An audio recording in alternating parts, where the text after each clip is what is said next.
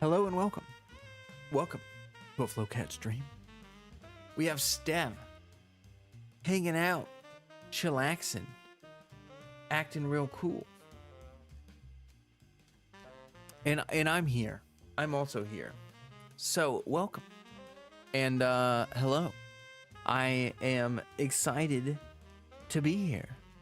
And I have a little bit of news for everybody.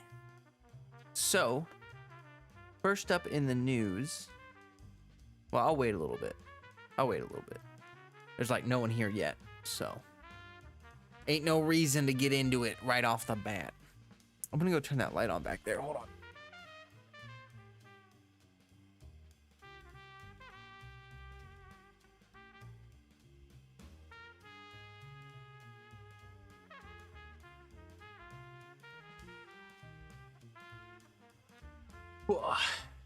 There we go. That's better. Doesn't look as like abyssal back there. My hair's drying. It's still wet from the shower, but it'll dry out soon. Anyway, I hope everyone is doing well, having a lovely day or night or whatever it is for you. And yeah. We're gonna play some Genshin tonight and stuff and just chat a little bit, and I just kind of want to let everyone know where everything is for like the house stuff and all that jazz. And as well, I wanted to kind of update everybody on how the video series is going. And it's going well, actually. I just finished the rough draft, not rough draft, but like the first draft of the thing, like today, and I'm gonna go through and add and fluff and stuff like that, but it's pretty much done. I timed it too to see how much, like if I just talked through the script, how long it would be, and it was like 15 minutes, so I think it'll probably be like 20 minutes total once I kind of get everything put in there. And I also feel like I was probably talking a little fast. Like when I do the recording, you know, it's got to have more of a conversational tone. I can't just like read through the script. So I tried not to read through it super fast, but I'm not sure. Anyway, the goal is to try to have the video be about 20-ish minutes. And it's pretty much there. I could add to it if I need to. I actually, that's kind of the thing that I decided. Like, okay, so the format of the video is basically going to be like character's backstory and then extrapolate like connections. So we'll go through the whole backstory. I'm basically doing storytelling for each character's backstory. So I'm not just reading the profile page or whatever. Like I'm covering the important details and stuff like that. And then we're going to have a section where I cover real life connections with the character, how they connect to certain things in different cultures, how they connect to certain mythologies, how they represent certain philosophical ideas, things like that. Too spooky. Did I say hi to you? I can't remember. Hi. Anyway, that video, the first draft is done. I think I can have the video out by the end of this week or early next week. And I'm looking forward to it. It's actually been really fun to work on because I studied philosophy in college. I wrote a lot of papers, and I also like creative writing. So this is sort of like a nice in-between of like story writing, but also getting to do some like, I guess, narrative essay style format where I'm covering like, you know, researching different cultures and talking about certain things and stuff. It's fun. I like it. It makes my brain happy. And I think that I'm going to enjoy working on this series. But yeah, it'll improve over time as well. I'm not sure the first one is going to be the best, but it'll be, you know, it'll kind of get the ball rolling. And then from there on out, I can go through and modify the format as I need to, and I can change things up as I need. So yeah. Hey Kamikaze, welcome. How you doing with Diablo? I'm waiting to buy it. If I buy it, I'm waiting to buy it to see how. I want to see how people feel after like 2 to 4 weeks, because like right now everyone's in that honeymoon phase and the game does look fun. But I want to see how people feel after like a month or so. If people like feel like they want to keep playing it, or if like things get kind of stale or something. I'm just curious to see how it shakes out. You're having so much fun. Do you mind sharing like how many hours or like what level or whatever you are? I'm just curious about like how far you are into your experience of Diablo 4. But all the reviews have been pretty damn good. I've seen people be pretty fair, and even nitpicky people have been pretty positive about the game. So, you know, hey, you know, it's hard to be mad about that. Also, you know, they did just launch, yeah, so they will be having patches and updates and stuff. I think it's called seasons for Diablo. Isn't that what it is for Diablo? They have like season 1, 2, 3, 4, whatever. If that's the case, then yeah, I think that will help a lot. It looks like the base game is really solid, and future expansions, as long as they like add on primarily to the end game and stuff like that, which is I think the whole point, then yeah, I think it'll be pretty cool. There was one thing that I saw that made me a little unsure of it. This is the one thing that I saw that made me unsure. Like, people said the game is kind of easy and that there's no real incentive to do hard content. Like, nightmare dungeons don't really give you... It's more effective to just run a bunch of normal dungeons than to run nightmare dungeons in terms of like getting loot and stuff like that. But like someone said that there's a boss when you hit, I think it's a level 100. It's like the last boss, like, but it's like a souped up version of the last boss.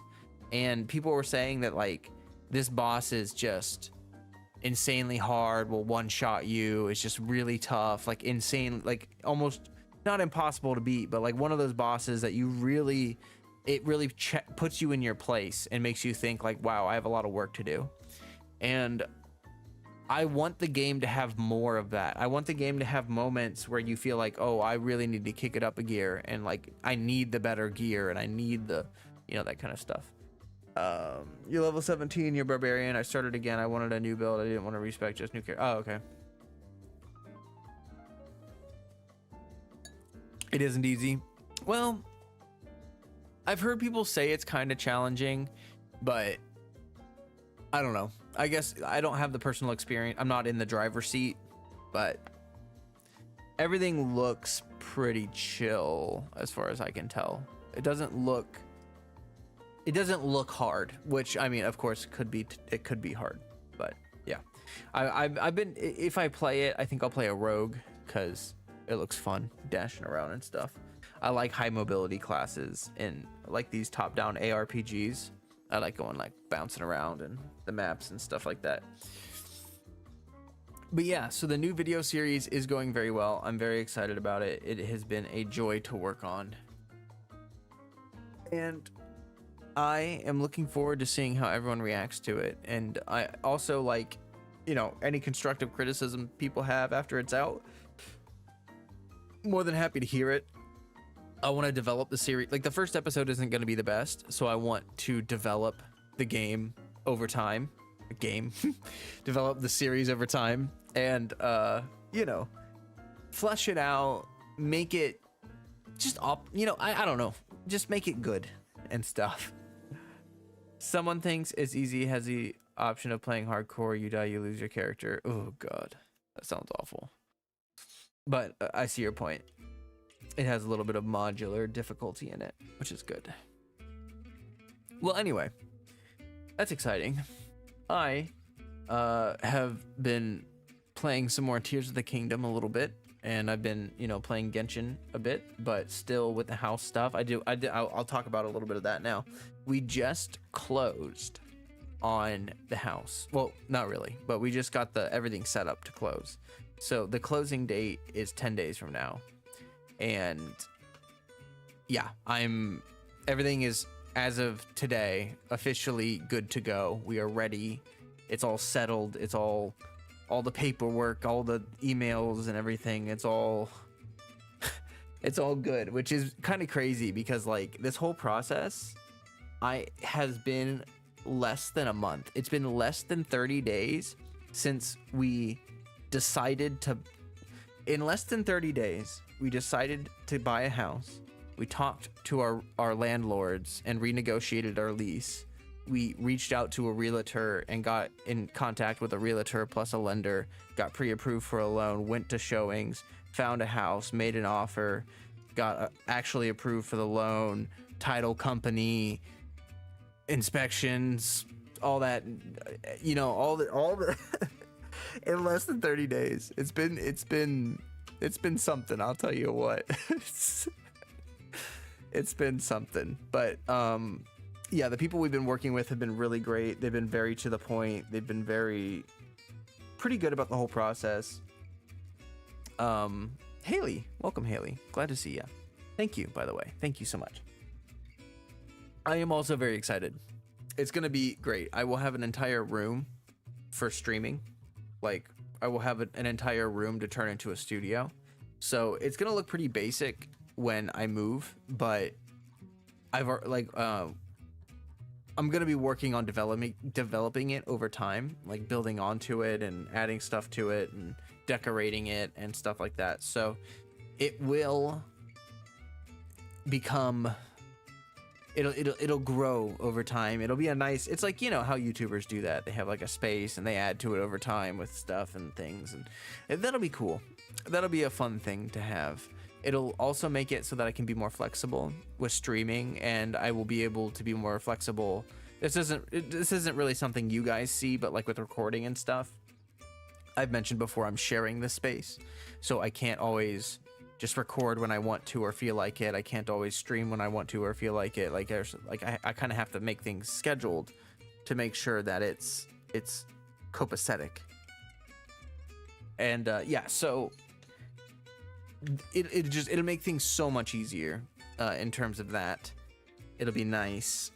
I'm looking forward to it very much. Also, the house itself is beautiful, and I'm very thankful for the opportunity to live there and not rent anymore. I'm so sick of renting. I've been renting for like over 10 years, and I'm so done. I'm done with it. 12 years of renting. No, thank you. I am good on that. But yeah, it's very exciting. I'm looking forward to it. I'll probably try to get some stuff in the background for Fred too. I want him to have plenty of perch spots, and it like, since it's not a rental, I can actually do stuff to the building that's like more permanent, you know, like I can put like cat shelves up on the walls and stuff like that, like, and cats love those things. And that's the one thing about renting that really sucks, is that you really can't modify the house, the property at all. Like, you're renting it, so you know you can't really do anything to it unless you plan on renting that same place forever, which is not necessarily guaranteed.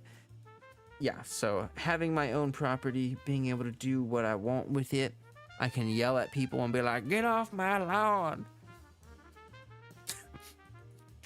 Not that I would really do that.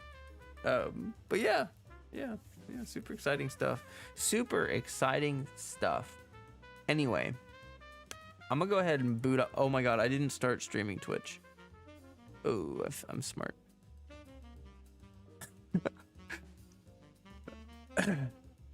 Hello, Twitch. You didn't miss anything, I promise. You missed nothing. And by nothing, I mean you did miss everything. The stream is over. Goodbye. I'm just kidding. Anyway, I feel a little stressed about the new video series in a way, because I'm used to just pumping out videos, right? And now it's like, oh, I need to spend a lot more time on one video, and I just gotta hope that that singular video, like, I just gotta hope that putting more effort into this video series translates into people enjoying it more. And I think people will. I think people will. Okay, I got the game up. I already did my dailies today.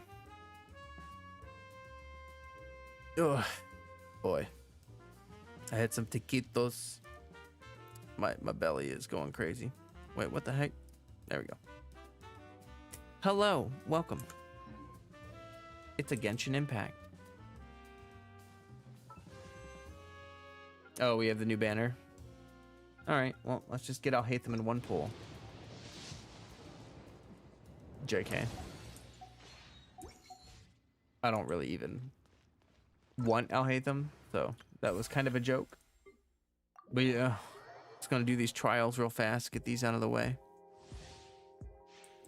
I'm not sure what I feel like doing. Honestly, kind of feel like just not using my brain at all and running around and grabbing chests and just doing that.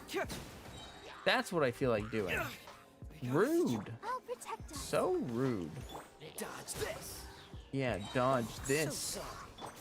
Buster Brown. Bring it on.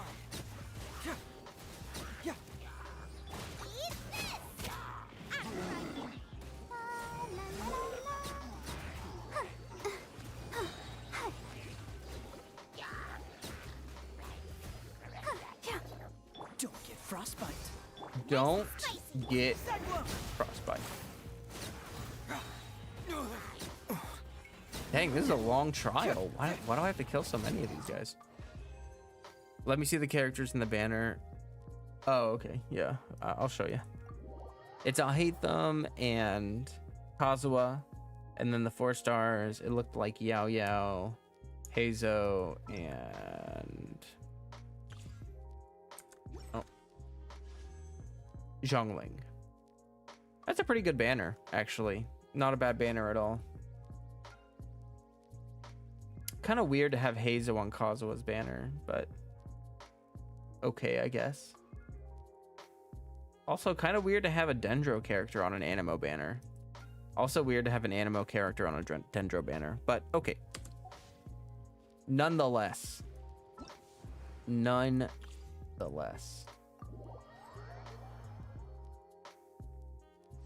If you're hanging out and you're enjoying the stream and you don't mind just dropping me a like, wow, that would just be fantastic. That would just make me a very happy camper.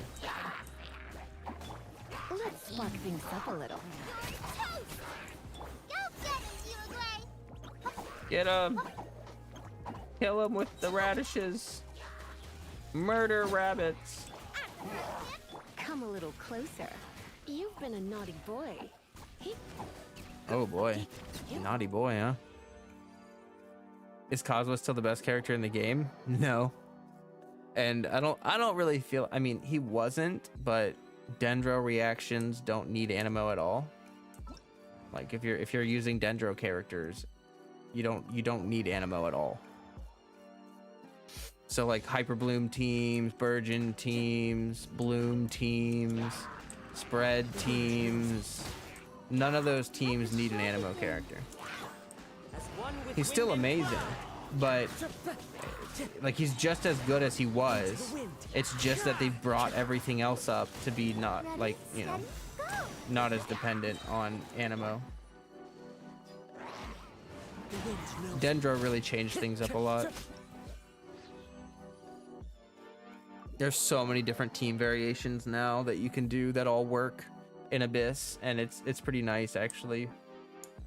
You don't have to, the meta teams aren't even that much stronger than some of these Bloom, Burgeon, Hyper Bloom teams. Some of these Bloom teams are insane.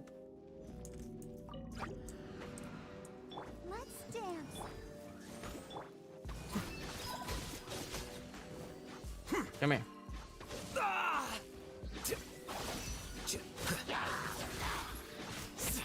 Midnight Phantasmagoria! Defract.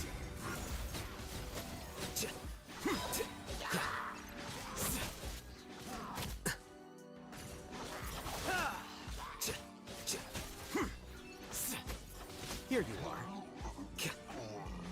Shadow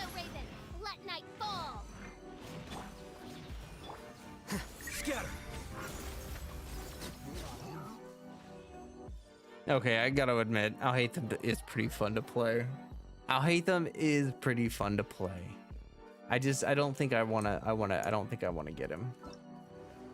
Maybe one of these days.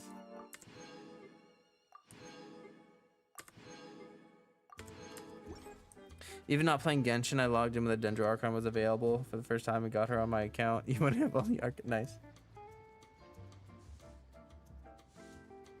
Yeah, I mean, you never know. Something might happen in the future and you might just feel like playing it again. And it's worth, you know, at least knowing your login and stuff. I finally finished running this boss over here. I've been fighting that boss non-stop for Baiju and for, yeah. So I've been working on my Baiju build, and I need to try to I need to work on it some more. I had just some, I don't even know what 4-piece I had on him. I think I had Gilded Dream on him or something. But I want to do this 2-piece set here because I want to use an energy recharge sands, but I don't have an ER sands in either one of these sets. So I need to start looking for one. Like I have this HP sands right, and I have this HP sands which has ER on it, but I don't know. I need an actual ER sands in one of these sets, and that's the one thing blocking me from making this work really well. So his build is kind of scuffed right now, to be honest. I actually need to probably swap it back to what I was doing before. Maybe not entirely, but okay, I have to get rid of Millilith. Oh, and I'm not even using a freaking leveled up. Oh boy. That's pretty good. Let's try this one. Yeah, let's just roll this a little bit, see what happens.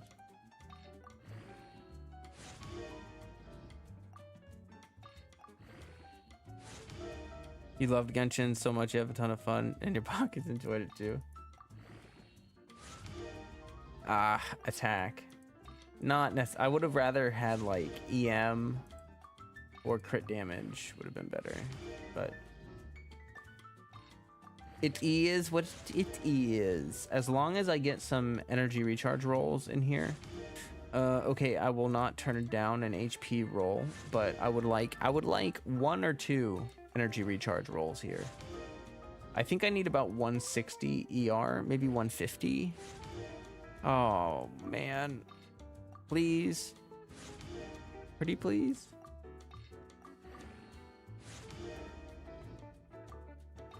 Oh no, I accidentally used all my freaking, I hate that. I freaking hate when it uses all of your stupid potions. Oh man, that feels so bad. There's so much realm currency. It rolled into ER once and it got 20% HP, which is kind of stupid. Okay, so what's a coming and going? All right, I need to go back to a different, yeah, it was this set, that one, and then I need to go, I had an energy recharge sands that I was using. Let me find it. It's Gilded Dreams, I think. Oh, I really hope it was Gilded Dreams. Wait. Where is it? Let me ER. Oh, did I give it to Yao Yao? Oh, I think I accidentally gave it to, okay, that's what it was. Okay, so now I have 42,000 HP. Way too much energy recharge. Oh god. All right, let me figure this out real quick.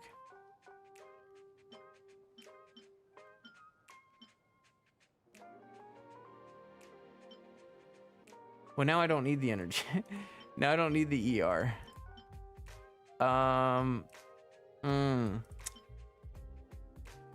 That's rough.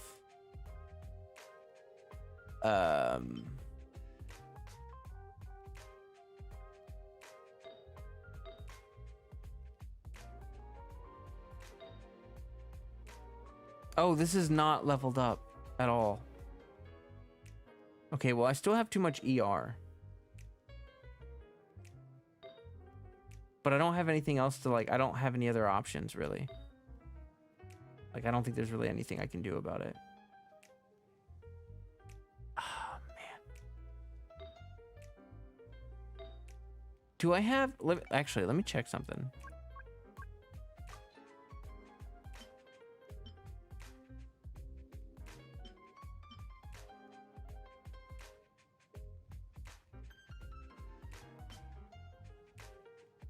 Wait, what? Oh. What? How did... Why did I... How did... Okay. Oh, that looks much better. Oh, that's good. That's good. That looks good. It looks good. Okay, let me I gotta level up this headpiece. So let me go ahead and do that. It happened to me before too. I hated that too. You saving your potions for a good artifact, then the system choose your potions for random. Yeah. Yeah. I ran out of fodder and it just like ate all of them. Oh my god, I had okay. Let's see what happens here. Okay. Elemental mastery is not terrible. I guess crit damage and EM are really the only things I want here. I'm gonna have to max this, so I might as well just do it all at once, huh? Let me find some fodder. Let me find some fodder. Some fodder. That's actually not a terrible goblet. Go away. I can't see. What that? Oh, that is a travesty. This piece. Oh, man. It's like one of those artifacts that you look at and you're like, that can't be plus 20. Like, that cannot be a maxed artifact. And then you see the attack plus 51. Okay. Well, good riddance. Hey, we got a... Oh, whoa. That's not bad. I'm not even upset. Like, I kind of wanted the EM more than the crit damage, to be honest. Oh.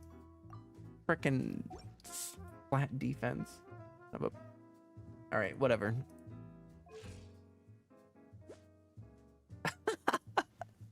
Oh, his crit damage is so sad. But at least he can crit a little bit. Oh, that's so sad. It's like not even worth it. I neutered all of his crit stats.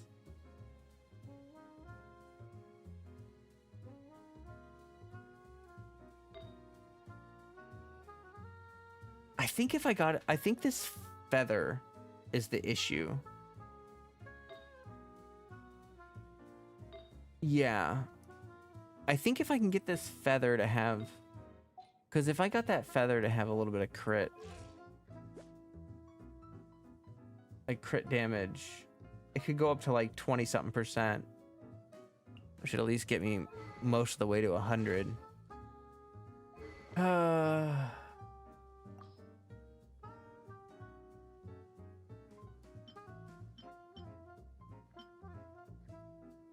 Oh, this has to be an electro reaction, right? Yeah, okay.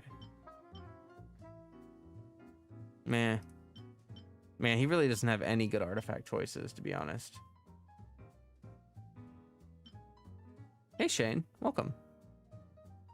I could give him a Favonius Codex. If I gave him... Oh, actually, you know, he wouldn't... No, that's not... Yeah. Oof. Okay.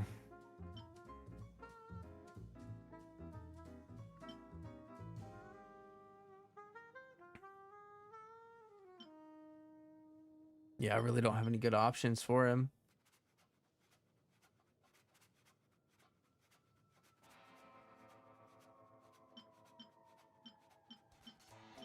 I need to refine this, actually. If I can refine this some more, then I'll need less energy recharge. And if I need less energy recharge, then I can put more into crit stats.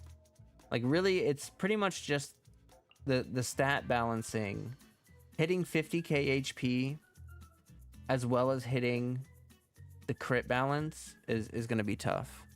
Wait a minute. Do I have another headpiece? Because let me see. Let me look at my other... Let me look around a little bit. Let me see what I have. There's crit damage ER right there. That's actually not a bad bet. If this adds crit damage, then that would be a good piece. Let me just see what happens if I +4 this real quick.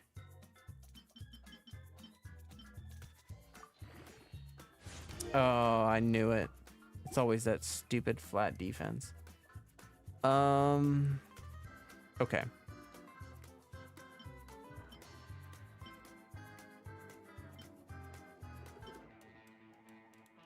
All right, I need...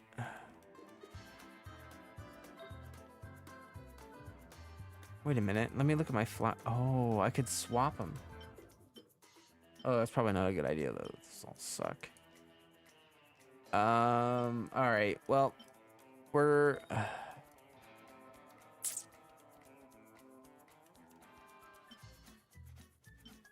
Let me just see what happens if I +4 this one. I'll just dump. I really don't want to dump this one into it though, because it still could be. This could still be a good piece, but not really. Oh, well, it is though. Okay. These are all not great though. Here, I'll take this one and I'll just dump it into this one, and we'll see what happens. Shane, have you been playing Diablo? Because you and Kamikaze, I think, have both been playing Diablo. No! I was hoping for an HP there.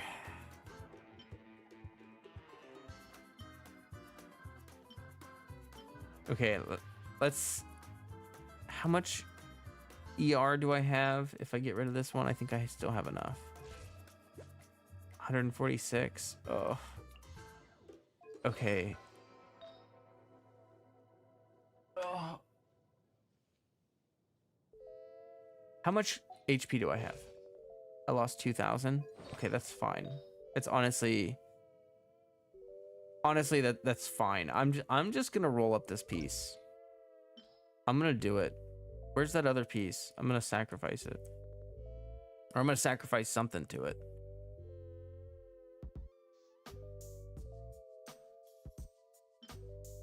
I really need to actually start farming again. Like, seriously farming again. I don't think I'm ever going to use this piece for anything. It's just a sad excuse for a piece. Goodbye.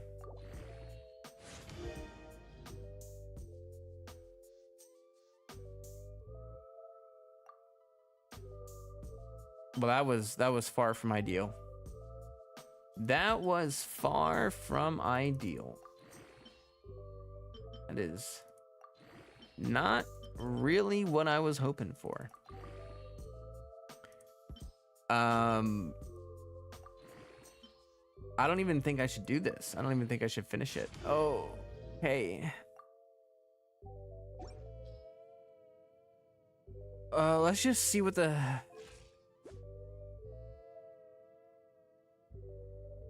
I mean, it's slightly better than it was. I need to farm more. I think that's the problem. I think I just need to farm more. We're just gonna leave this one on him because it makes his crit look less terrible, and we're just gonna roll with it. We're just gonna run with it. This do be how it is. Actually, do I have another? Is there another headpiece? Not really. Okay. Well, this could add crit damage, but my hope has been shattered so many times. I don't even know if it's worth trying. We'll try it. We'll try it. Can't hurt the hope, right?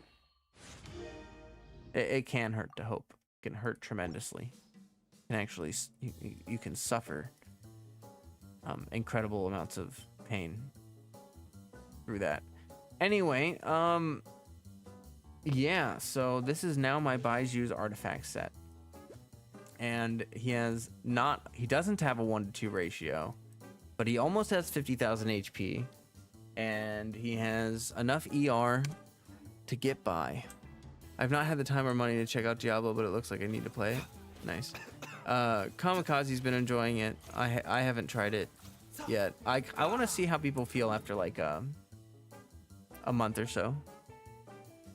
It looks fun, but I'm kind of curious to see how it does over time, to be honest. So okay, yeah, I hate this. There you go. Yep. All right. Oh, I do have some standard wishes, don't I? Yeah, I do. I have like 6, so we'll just do those real quick.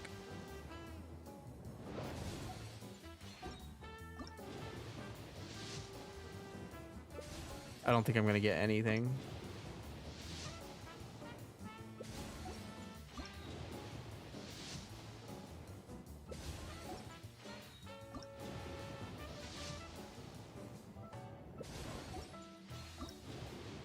So yeah, I talked about it a bit earlier, but the video should be out by the end of this week or early next week or something like that.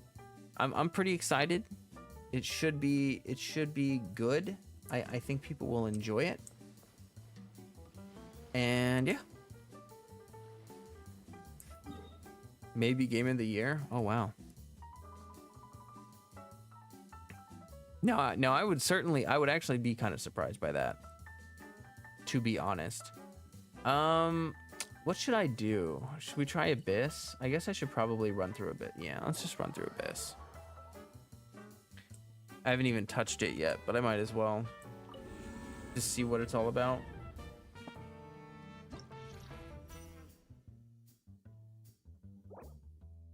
Oh yeah, I didn't even do floor 12 last time. I just didn't want to screw with it. Dendro cores, nice. Wait.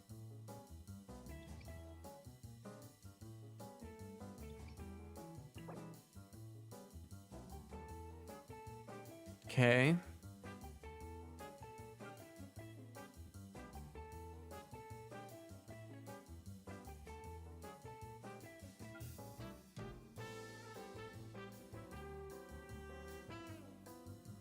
I'm thinking Tignari spread top half and Burgeon second half. I do want to run this. I think I tried my Burgeon team last time. I want to see if it does better this time. Should be fine. Okay. So far looks pretty good.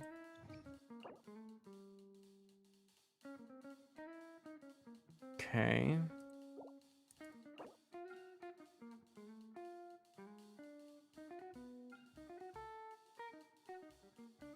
Okay.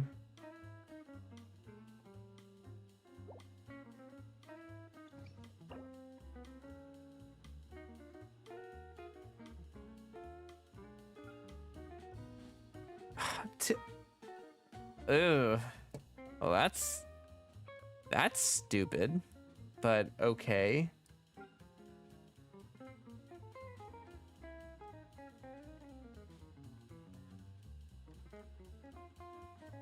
All right. Let's do this.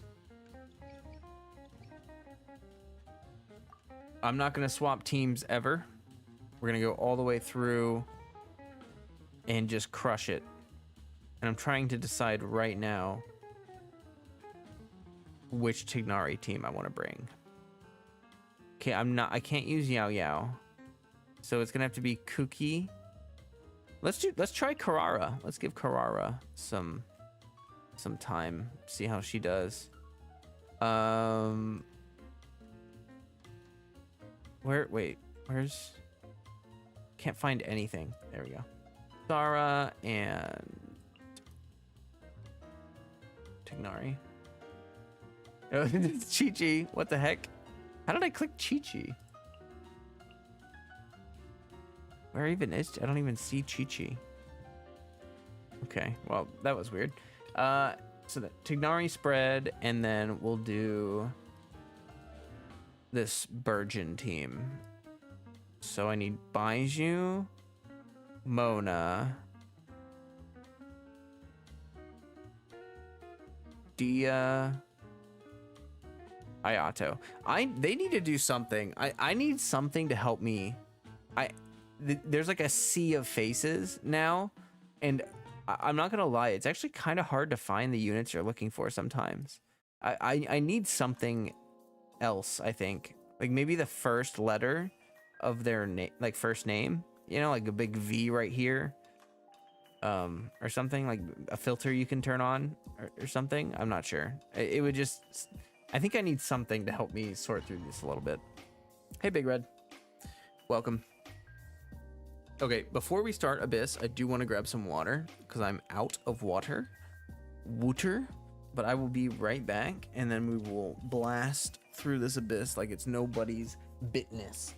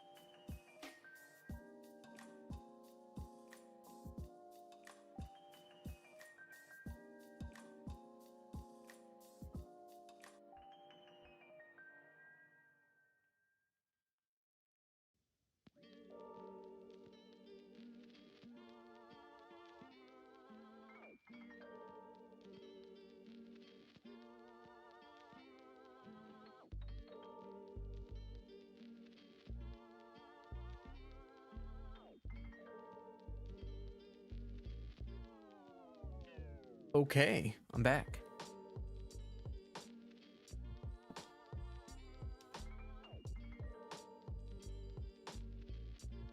Here we go. Abyss time.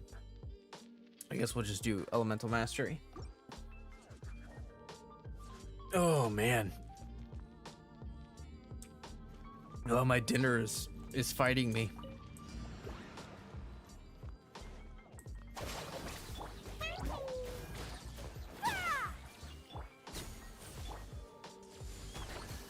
Service with a smile.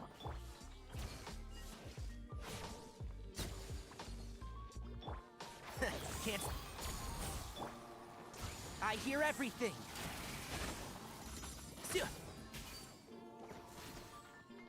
I'll settle this.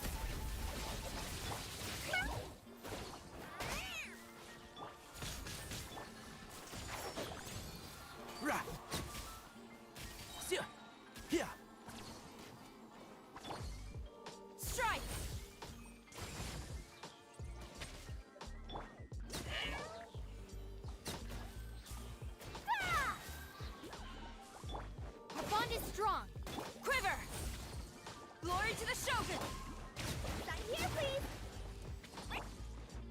I'll uproot you. Okay, I gotta get used to these rotations on this team. But I think it'll be fine. Following order. New punching bag. The depth's back. Taking a turn for the better. A bitter pill to... Let me scribe. The statue was decided by destiny. Gloves off.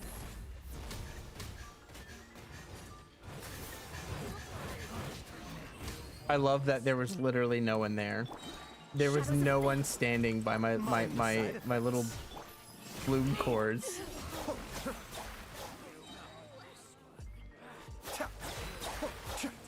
Mind the deluge. Remember, health comes first. The statue was delved into destiny. Fate is upon you. Sick of this. You're dead meat. There we go.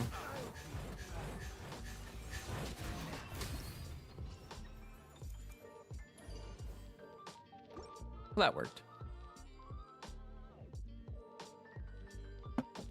Okay. Sprinting, I guess. Take the sprint bonus. All right, my turn. Strike. Can't see? Rah. Yeah. Yeah. That. Oh, wait, wrong character. Oh, I'm smart. Quiver. Red delivery.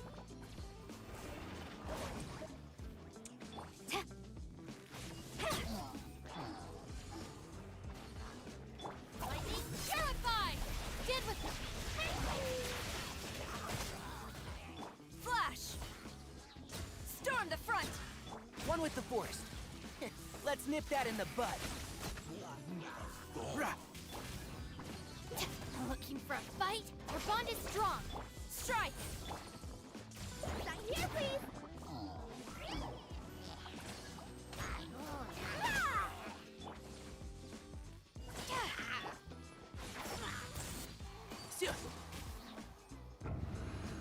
Okay. Okay.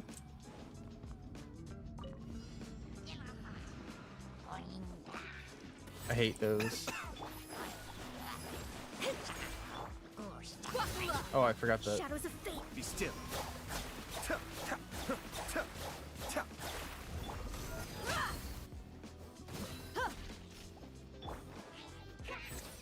Seems like an emergency. A bitter pill to swallow. Let me scribe.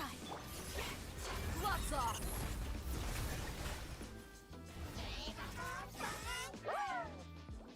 Let's get it on. Nah! Stop it. Yeah. The statue was seen. Let him burn to death. Okay.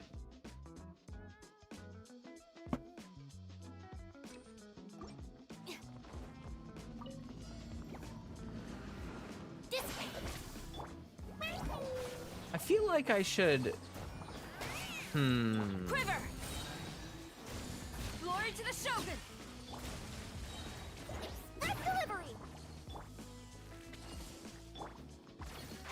I have an idea. I hear I might. everything. I might try to mess with the rotation a bit.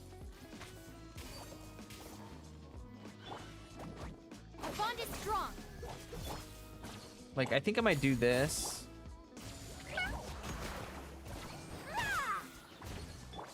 And then that. Can't see? I'll uproot you.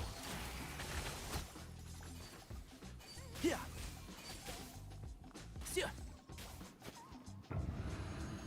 Yeah, I think I should buff Carrara. I don't know. It doesn't really add a lot of damage, but okay. Remember, health comes first. The depth's back. Shadows of fate. A bitter pill to swallow. Decided by destiny. Wait, what? What just happened? Okay. All right. Cool.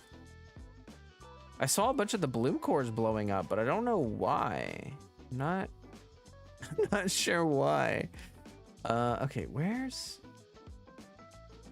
are my, there we go. Giga damage. Yeah, I was like, I was just setting up my rotation and they all died. I don't know what just happened. Okay, where, what, when, why? Okay, here we go. Baiju, Mona.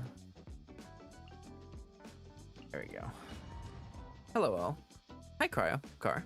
Welcome. Yeah, Spiral Abyss run. Yes. Yes, there's only like 2 days left, so I figured I'd give it a whirl. Grab some of the primos. Flash.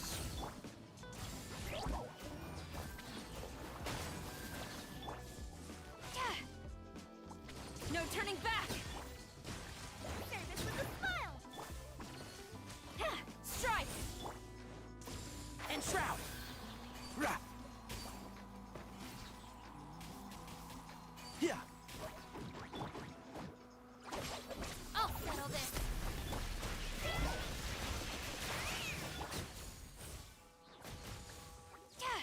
I hear everything. Oh, wow. I didn't actually fire off my... One with the force. Rah. Yeah. Our bond is strong. Quiver. Glory to the Shogun. Express delivery.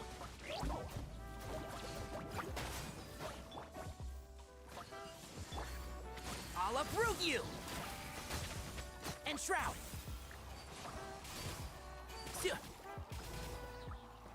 Flash.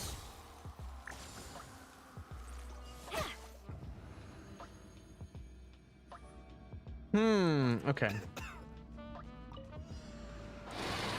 Mind the damage. Taking a turn for the better. The Dactyls delved into destiny. Fate is upon you. You're dead meat.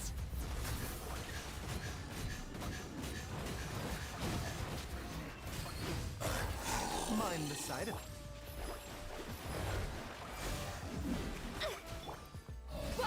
Be still.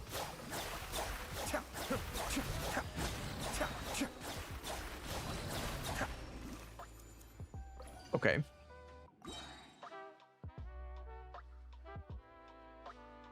I really wish I had that new set on my Dia. I think that would actually help quite a bit. That's close enough. Let me try. Oh, what?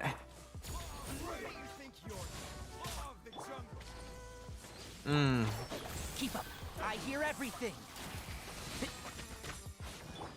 Out of my way. Quiver. No turning back. Service with a smile. One with the force. Let's nip that in the bud. Stand with me. Coming through.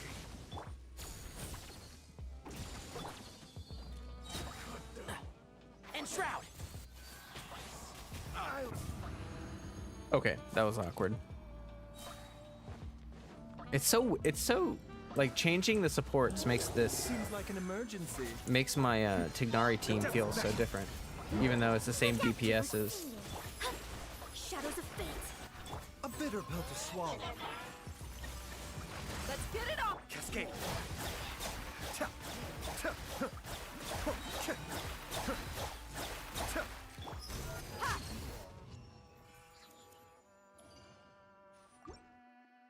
Nope. What are the usual supports? I usually use Yai Miko, and I was using Yai Miko and Yao Yao, but then I was also using Baiju and Yai Miko at one point. But I've got Baiju on the other team right now, so. Let's move. Strike. Send this now. Storm the front. Not here, please. Now you're testing my patience. I hear everything. Can't see? Rah. Meet again. Lightning purified! Stand with me! Rah! Quiver! Well done! Glory to the Shogun! I'll uproot you! And shroud! Yeah. You need to hurry up. Yeah.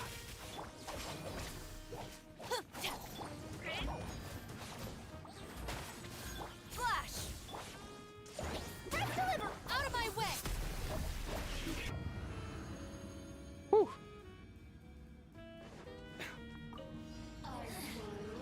Inside. Remember, health comes first. Delved into destiny. Oh no. Oh, okay. Mind the side effect. Buckle up!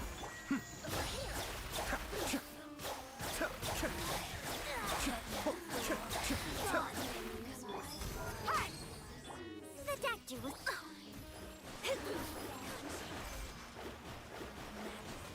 Let me scroll through me!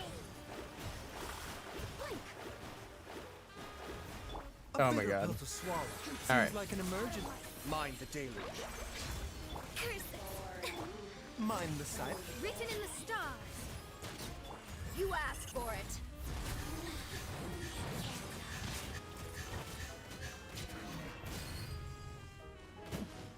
Your mommy teach you that? Your mommy teach you that? Okay. Here we go. That. Carrara. Sara. You got Kuki, Carrara, Sara, and Tignari. And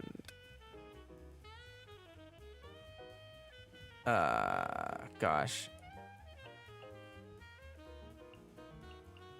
There we go.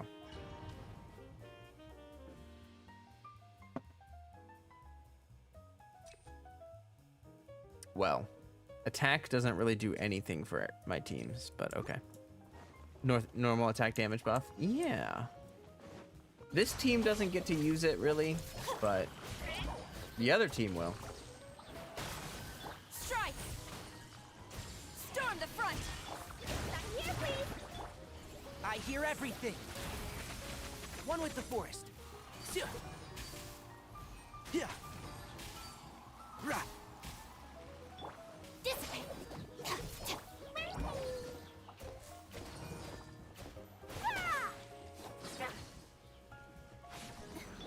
Lightning purified!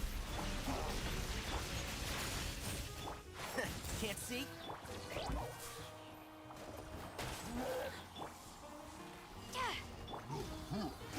Let's nip that in the bud. Yeah. Keep up.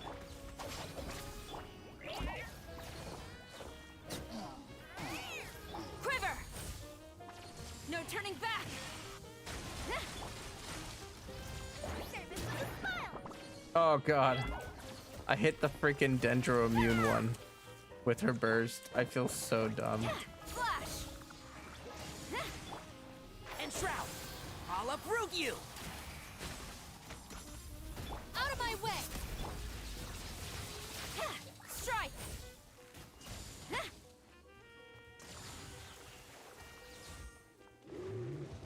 Stand with me!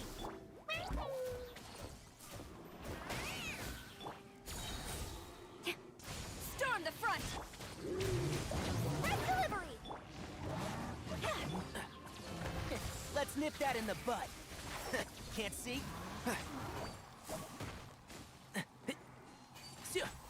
Yeah. Rah. Lightning purified! Dissipate! Rah! Flash!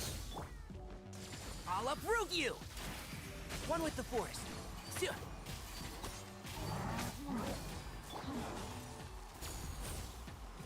Glory to the Shogun! Let's nip that in the bud. Rah. Are you Out serious? of my way! Our bond is... Whew. That was rough. That was rough. Taking a turn for the better. The depths beckon. No, I used the wrong skill. Shadows of fate, That's okay, that's okay. A bitter pill to swallow. decided by destiny. We can save it. Dead meat. Nope.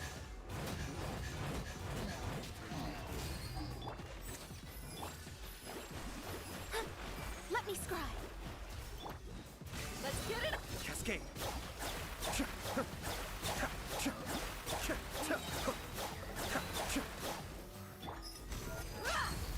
Mind the side effects. I hate these things so much.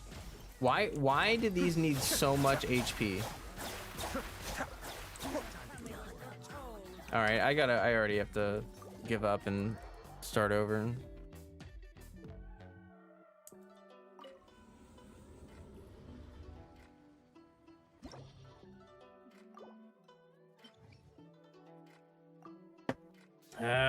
All right.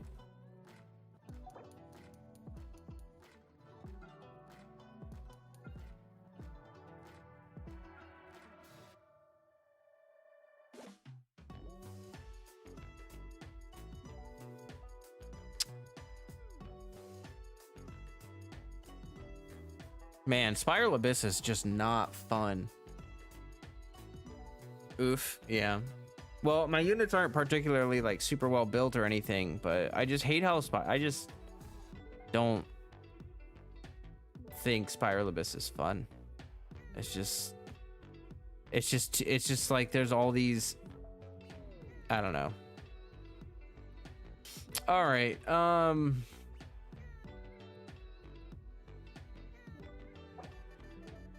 where are the bosses again? I don't know. It doesn't matter. I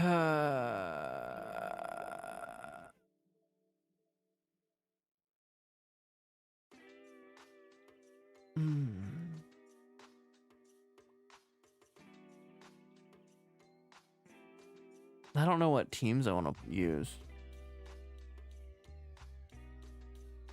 Only real good solution is watching like dozens of clears, finding a few. Well, I can think of teams that would work.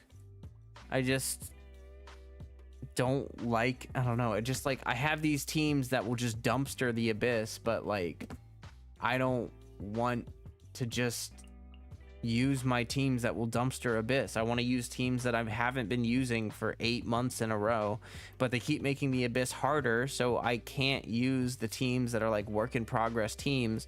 I have to use the teams that are like hyper invested, or else I struggle, and it's really annoying because I just want to use the teams that I'm screwing around with, you know, like I just want to use the teams that I'm like that I'm currently playing.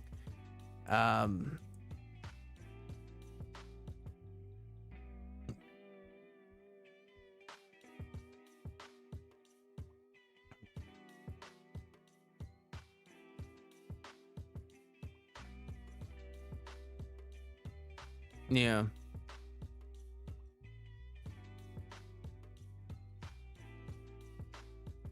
Like I could just pick my strong teams and then dumpster it, but that just doesn't sound fun. I guess let's just dumpster it. I guess let's just do the thing. Yeah.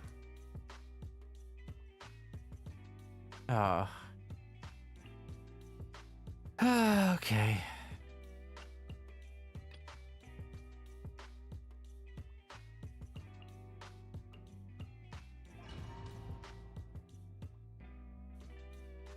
I would say just pick a driver and form a team around them.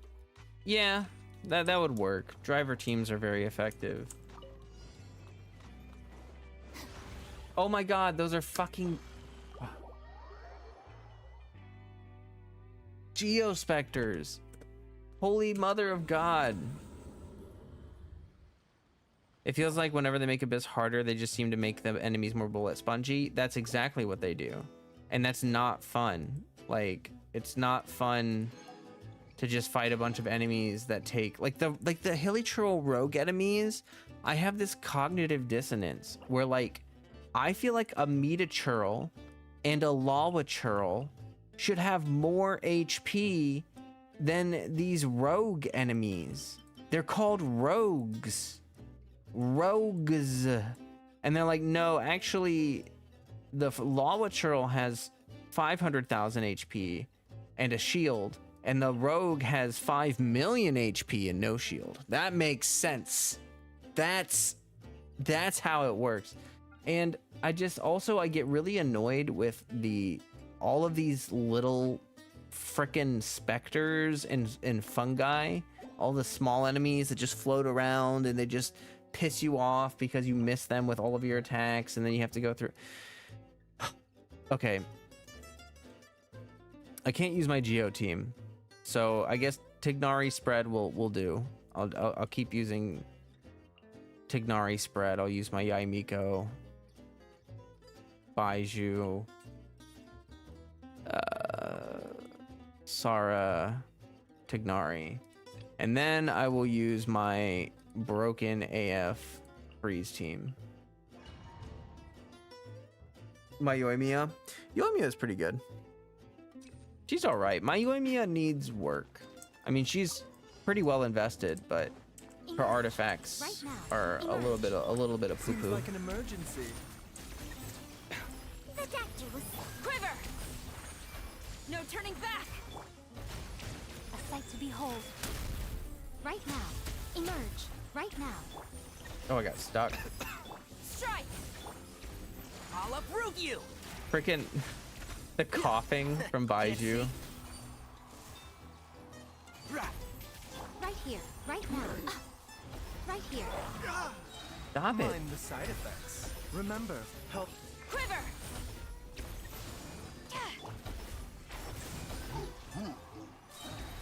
Let's nip that in the bud. Strike. Storm the front. I'm always. Oh, I think I waited way too long. Emerge right now. Is that all? The doctor was quiver. Seems like an emergency. And Shroud, I hear everything. Yeah. Emerge. Oh my gosh. Right now. Right I here. keep getting stuck. A bitter pill to swallow. Glory to the Shogun. Nothing lasts forever. Mind the side. Flash. Taking a turn for the better. A bitter pill to swallow. Can't see? Let's nip that in the bud. Yeah. Right now. Right here. Emerge. No turning back. A sight to behold. The doctor will see you now. Right here. Right now. Strike.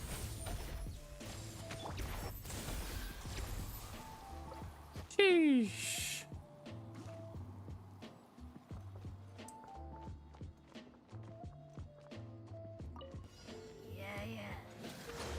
A touch of frost. One with nature. Fallen leaves. Adorn my... In your dream, manifest. Do your master's bidding. I already lost my. From whence you came. Oh my god. Obey. Take your I true give up form. on this floor. I don't care about defending this stupid monolith. When literally the only reason they can damage the monolith is because they have so much HP that you can't stop them from attacking the monolith because it takes too long to kill them because they have like 5 million.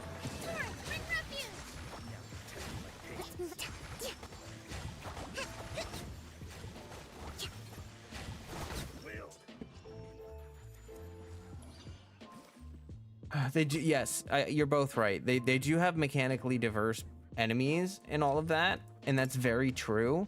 It's just that I wish that they would rely on that more. Like, it's just annoying to me that the Abyss, quote unquote, has to be hard. Like, it has to be a certain.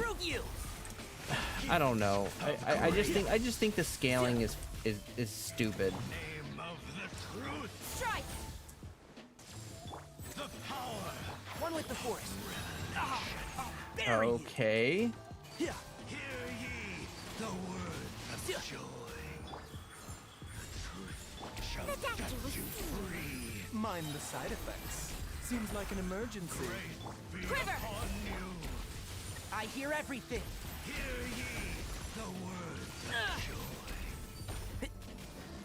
Yeah.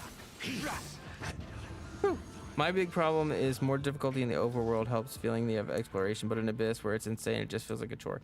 Yes. Yeah, exactly.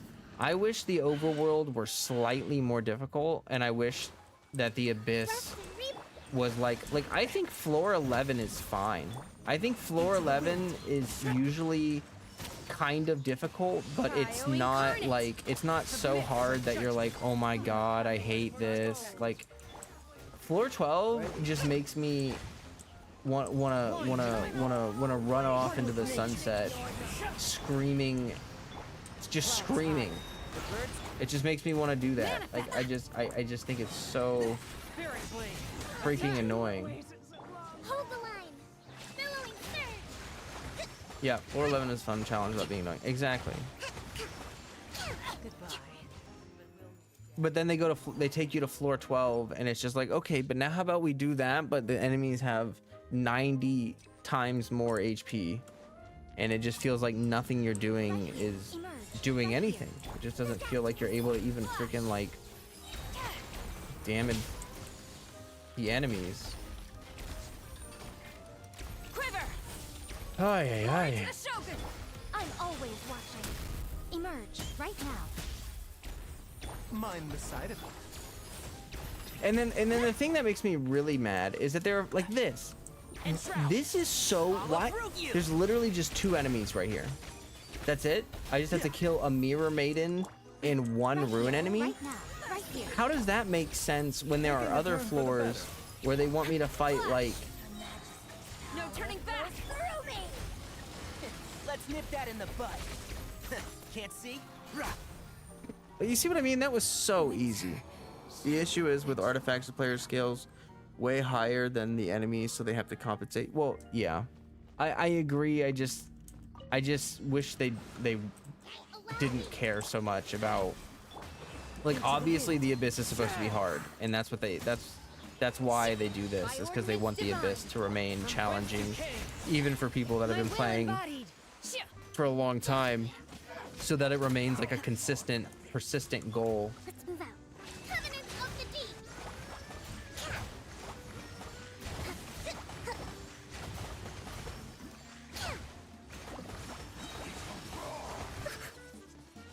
Thrust and rebound. Fallen leaves, adorn my night. The wind knows me. Obey. Cryo incarnate. Submit for judgment.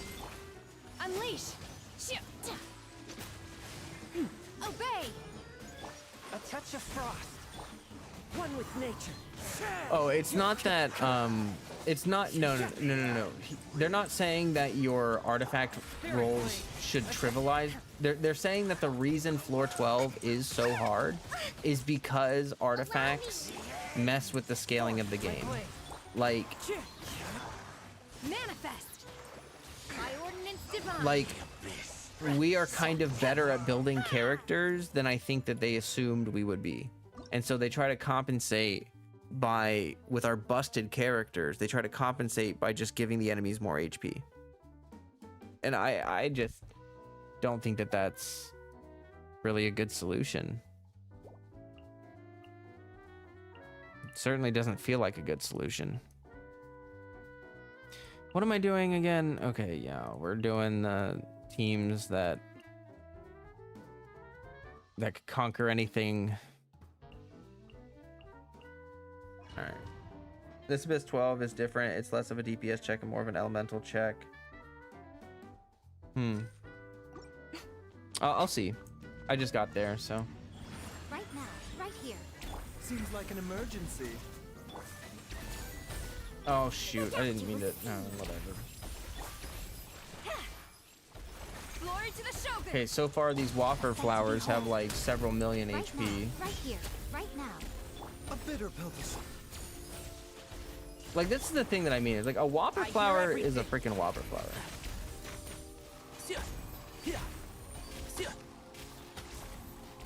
Emerge. Right here. Emerge. Taking a turn for the better. The doctor was Like, this doesn't feel like fun, riveting gameplay to kill whopper flowers with like right now.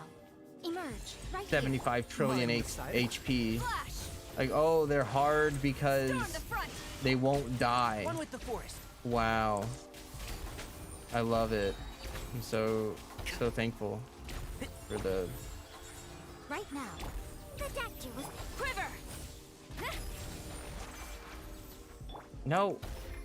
Oh my god. And now my rotations are getting screwed up. Flash. Right here. Emerge. Right here. Remember, health comes first. Mind the sun.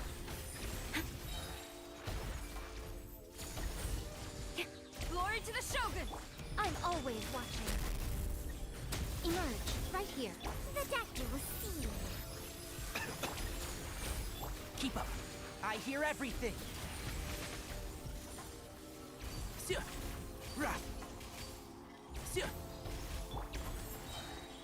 Emerge. Seems like an emergency. A bitter pill to swallow. Strike. Nothing lasts forever. Right here. Right now. Right here. The doctor was Oh my god. quiver. Storm the front. I'll uproot you. One thing after another. Oh my Emerge. god. Right here. Right now. Mind the sight. How many times do I have to hit them? I hear everything. Oh. Oh. The only positive is that the same old teams you use aren't that good this time around, and getting you to try other comps instead might be a reach, but using different teams I personally would like. The main problem is them purposely wasting our time to artificially make our abyss harder instead of adding a proper endgame combat mode like simulated universe, which they can do but won't. Well, I don't think simulated universe is really A touch of frost. that much different, Do your master's bidding. to be honest. From whence you came. Into the wind. Not to discredit your point. You are right that they add stupid time wasty things to make it so that you have to like do stupid things with your the thing. Okay, I don't mind trying different team comps. It's just that like I'm working on certain teams. Those are the teams that I want to play, and they're basically saying, no, we need you to play this very specific team that you don't want to play, because if you don't, it's impossible. And that's just A touch of frost. that just sucks. As one with wind and cloud. Bring refuge.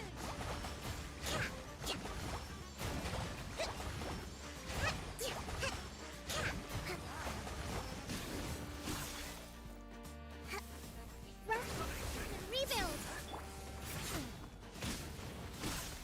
Oh my god. Swift and merciful. Like this is not fun. This is not fun. I hit them for hundreds of thousands of damage, and you don't even see the needle move. I'm quitting. I give up.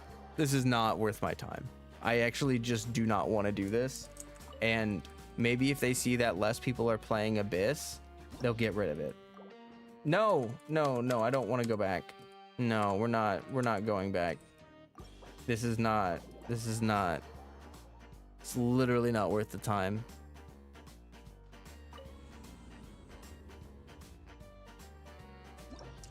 I don't want to change my teams 100 times. I don't want to have to. Yeah, no. Nope. All right, we got that. Okie dokie. All right.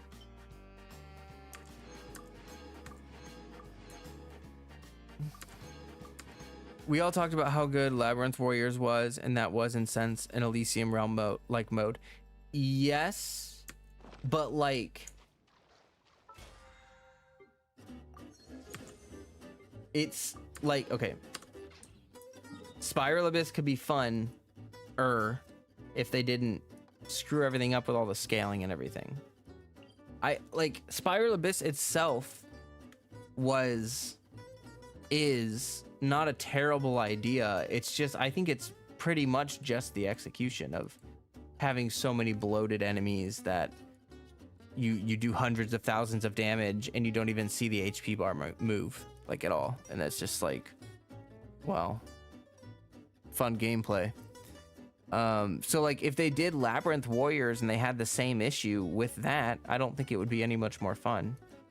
And it's hard for me to tell because, well, let me be honest, I don't like Star Rail. I like the story, but I don't like the gameplay at all. I think it's boring. I think it's repetitive. And even a game mode like Simulated Universe, I thought it was really boring. I didn't think, I mean, it was like, it was cool the first time, but then it's like, oh, I'm just fighting hyperinflated HP mobs with roguelite elements, but I don't like if you don't like the base gameplay, you're not gonna like the Simulated Universe. You know what I mean? Like, I don't like the base combat. So it is hard for me to tell if something like that Simulated Universe would be better than Spiral Abyss. Like, they have to overcome this issue of scaling. Like, I don't know what their metric is.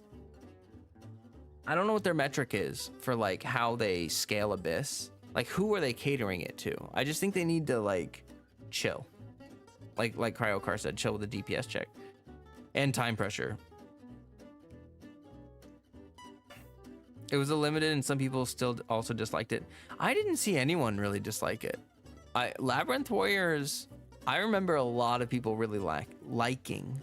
And personally, my solution isn't to replace Spiral Abyss with Labyrinth Warriors. My advice to Hoyo is, and will continue to be, that they can keep Spiral Abyss can stay. I know some people like the challenge. Some people like knowing that they can beat some like whales and stuff. They love knowing that they can crush 2 billion HP enemies in half a second with their Eula or whatever, right? That's fine. I don't want my primos tied to that. I don't want my primos tied to something where if you're not, you know, min-maxing to the maximum potential, then you literally just can't. And that's, you know, it should take some creativity. It should take team building knowledge. It should take building your characters. I just think that they could take it down a notch, and then, or they could leave it the same, and they could add Labyrinth Warriors, and they could put the Primo Gems in the Labyrinth Warriors section and have it be really easy, and then it would just be like slightly harder than Overworld, and then Spiral Abyss would have no rewards, but it would just be there for the challenge. Like if you wanted to do Spiral Abyss for some Mora and some, you know, maybe some fragile resins or something, and then Labyrinth Warriors could be where we get our Primo Gems from. But I understand that they're trying to incentivize, you know, people to like build their units up, people to be like, it's almost a little competitive, right? Like if someone can 36-star Abyss and you can't, it makes you feel like you're not, like you haven't beaten the game. It makes you feel like they're ahead of you. It makes you feel like they're doing better than you or whatever. And so for that reason, I understand the desire to have something like that in the game, like something to work towards. I just don't want to feel like I have to do it, if that makes sense. The heart of Spiral Abyss has outweighed the fun. Yeah, agreed. The game doesn't incentivize artifact grinding. People do it anyway. So how do you combat people who grind every day for years? No, that's exactly what I'm saying. Is like, honestly, I think that like, just make it easier. Like, just stop bloating. Like, honestly, we shouldn't be catering to the people that have been spending 2 years farming artifacts. We should be catering to the people who have been spending 6 months at most, like 3 to 6 months playing the game. You know what I mean? Like there's an audience of people that have been playing for a really long time, and if it's too easy for them, tough tits. Like build some other units, use some other teams. Like there are people that are playing Ganyu Melt and they've had the same Ganyu for 3 years and they've been farming her artifacts for 3 years. And if you're trying to make the game challenging for that person, you're making it frustrating for everyone else. Hey Nat, welcome. I like the tactic of pairing the blessing and curios you get with your team in Simulated Universe a lot better than farm and use specific characters. Farm more artifacts. Oh, okay. Yeah, I mean, like Simulated Universe is a good kind of thing. It's kind of a cool concept. I like the idea of it. I didn't, you know, like it's hard. Like again, I don't like turn-based combat, so I'm not entirely sure if it would transition well. I could see myself getting frustrated with RNG aspects of Simulated Universe. Like if I do a roguelite run and I'm trying to if I'm trying to just get my Primo Gems and get out, or get my Stellar Jade and get out, and I do a Simulated Universe run and I just get screwed by RNG, like the reason I didn't clear it is because I got no good curios, I got no good whatever those things are called, blessings. Because then I'm feeling like, wow, now I'm just wasting my time here again. Like I could just be getting my rewards and getting out, but instead I'm just being screwed by RNG. So that aspect of it might get frustrating after a while, potentially. I'm sure people enjoy it now because of the variety and stuff like that, but after a while, when it starts to feel like a chore, I feel like that aspect of it might actually be kind of frustrating. I think that Spiral Abyss may be a test to gauge how hard people want it, while they're proving to some other player base that they actually don't want it harder. I mean, that's possible. Maybe this really is just, I mean, the past 2 Abyss cycles, normally I can go through floor 11 and I go through 412 and maybe I'm missing a couple stars, but I get through it and I'm like, okay, whatever, fine. Now I usually hit floor 12 and I'm just like, I don't want to do this. I like, if people get to floor 12 and they hit escape and they're like, actually, I just quit, then maybe, just maybe, it's too hard. Even if you do get screwed on an SU run, you still get decent rewards. Oh, okay, I don't know about that. I can say one good thing about this floor 12 is apparently 12 first half is first floor.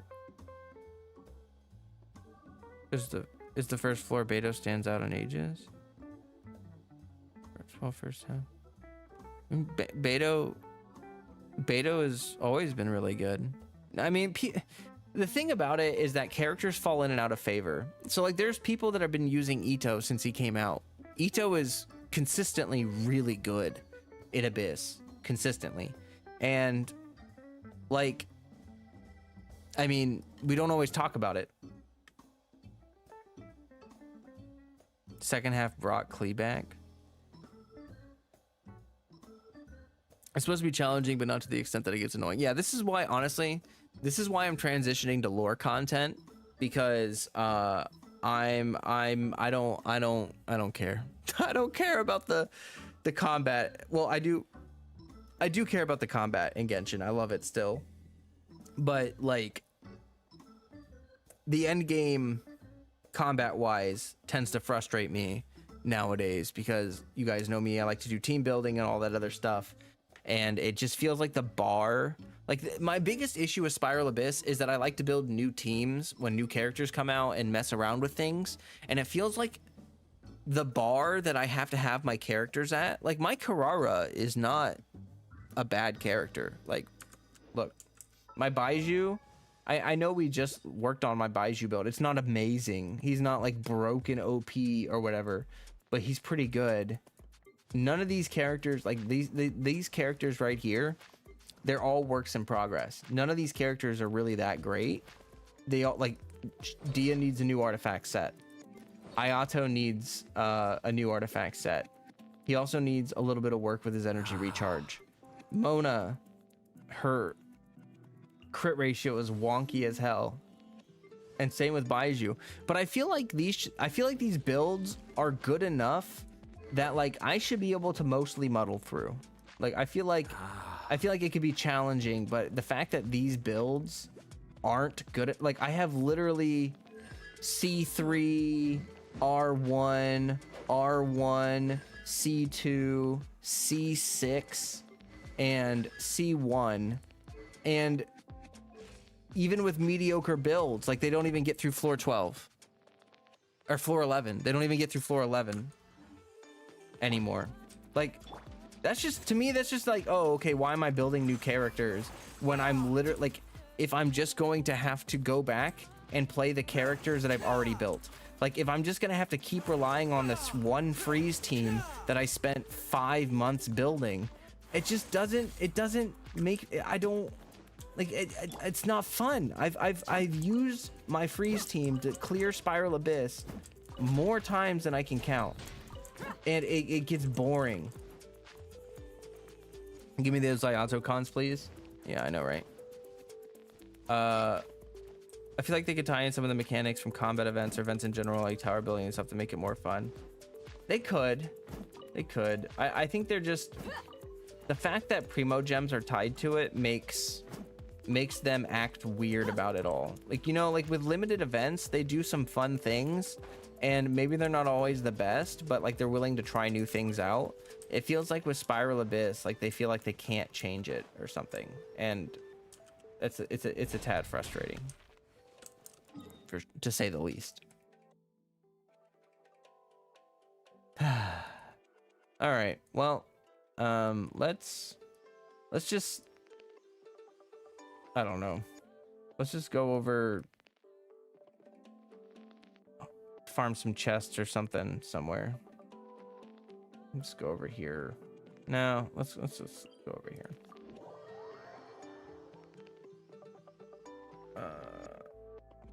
It feels punishing and discouraging to use new teams and characters. Yeah, it does. Going off on your own.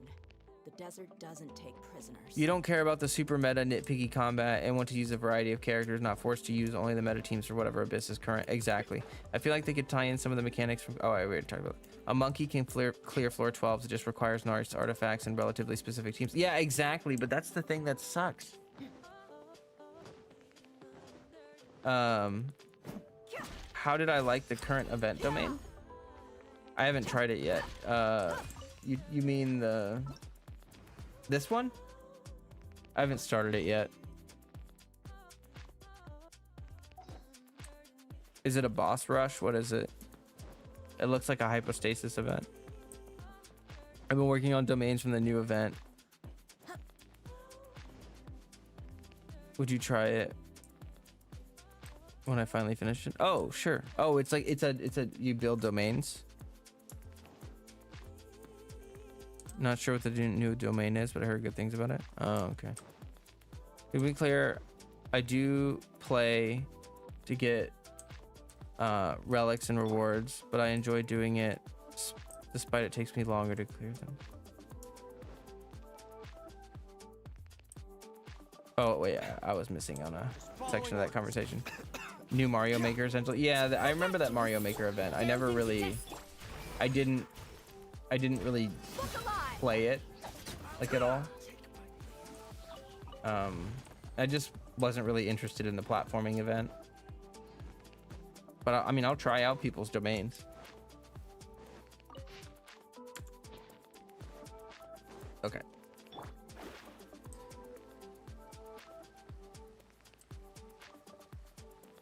Generally speaking, when it comes to combat events, my favorite ones are the ones where they give you a time limit. They tell you kill as many mobs as you can in the time limit. Those are my favorite events, because when they tell you kill 20 enemies, that could take 5 seconds. Like that could be nothing. You know what I mean? Or if they give you waves of enemies to clear, the wave-based stuff is also really annoying, because it's like you gotta. I feel like the way rotations work in Genshin don't work well with wave-based combat. Like you start a rotation with a Sino team, and you kill the enemies, and then new enemies spawn, but you've already like started your rotation, and they might not. Like there are some, like Nahida, for instance. Nahida doesn't work well with Sino, literally because of wave-based combat.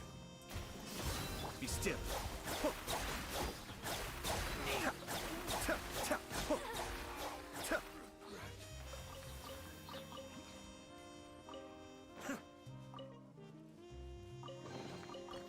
Sort of like Abyss, but they give you enough buff to different sides of teams that it doesn't get as bored. No, like, wait, are you? I don't know if you're talking to me, but like the events where literally it's just like, here's 2 minutes, and every time you kill the enemies, new enemies spawn, and they just spawn hordes of mobs at you.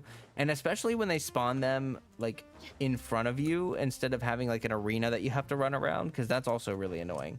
Like if you set down a bunch of AoEs and then all the enemies die and they spawn across the map and they're like archers and they won't move, then like you just screwed up your whole rotation.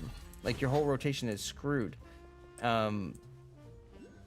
It's I think it's really important for Genshin's combat that like there be a continuous flow of enemies.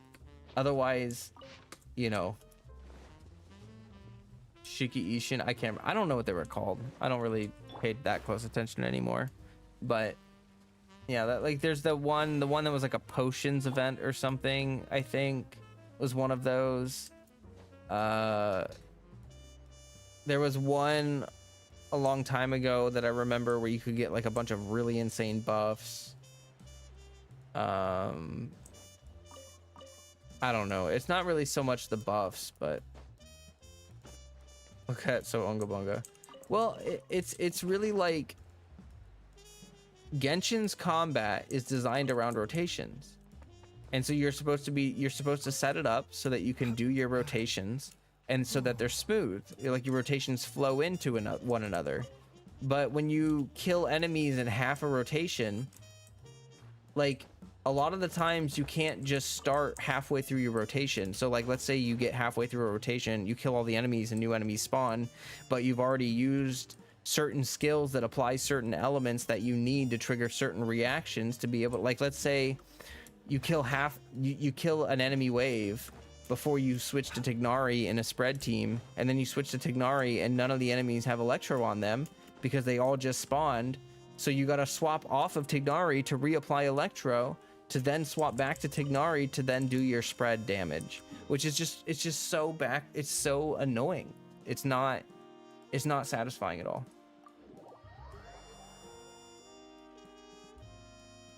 Oh, here. Oh, let's go ahead and get Sarush out.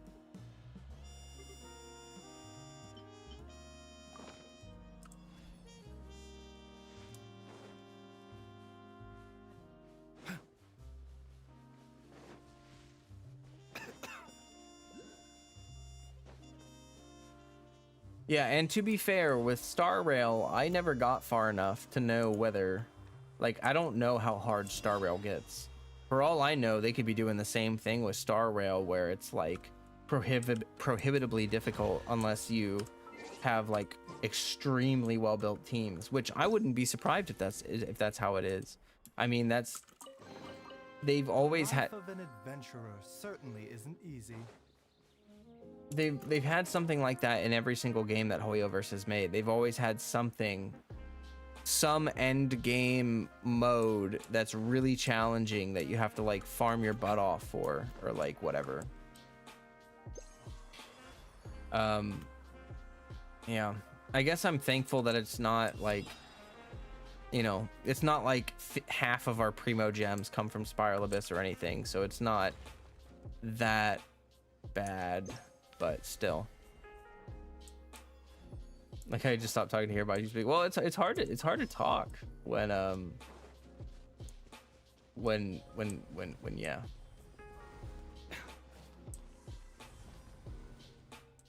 A bitter pill to swallow. Remember, Because it's like pretty loud. It's pretty loud in my ears, the headphones. So often it's just like my brain stops working.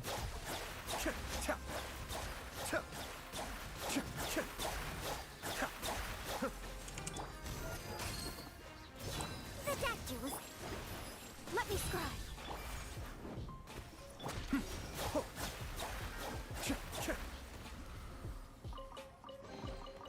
All yours, should you have any use for them.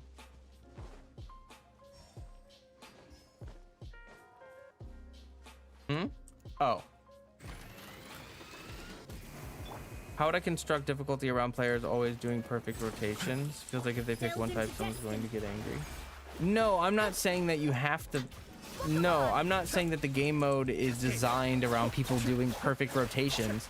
I'm just saying that the game mode currently prohibitively, like, if you're trying to do perfect rotations in Abyss, you're gonna get constantly screwed over because, like I said, you're gonna get halfway through a rotation, all the enemies are dead, then new enemies spawn in, they don't have elements on them, so you can't trigger the reactions that you need, and it screws up your whole rotation. I'm not saying that they have to make it so that if you're not, I'm not saying, oh, unless you're doing perfect rotations 100% of the time you are unable to clear Abyss. I just want the game mode to be friendly to that type of gameplay. I just want it to be so that, like, I don't hate using Nahida in Abyss. I hate using Nahida in Abyss. She's a great character, but in Abyss, she's one of the most annoying characters in the game for me because, like, the enemy dies. Oh, you're in the middle of your rotation. Too bad. You got to swap back to Nahida. Got to mark all the enemies. And it's just really annoying. Like, it feels like a disconnect with the fundamental experience of the game. You know what I mean? Like, the game is designed around rotating through your teams, and then the game mode that they've developed makes it so that that's not really even a viable gameplay option in the end game mode, which it just seems silly to me.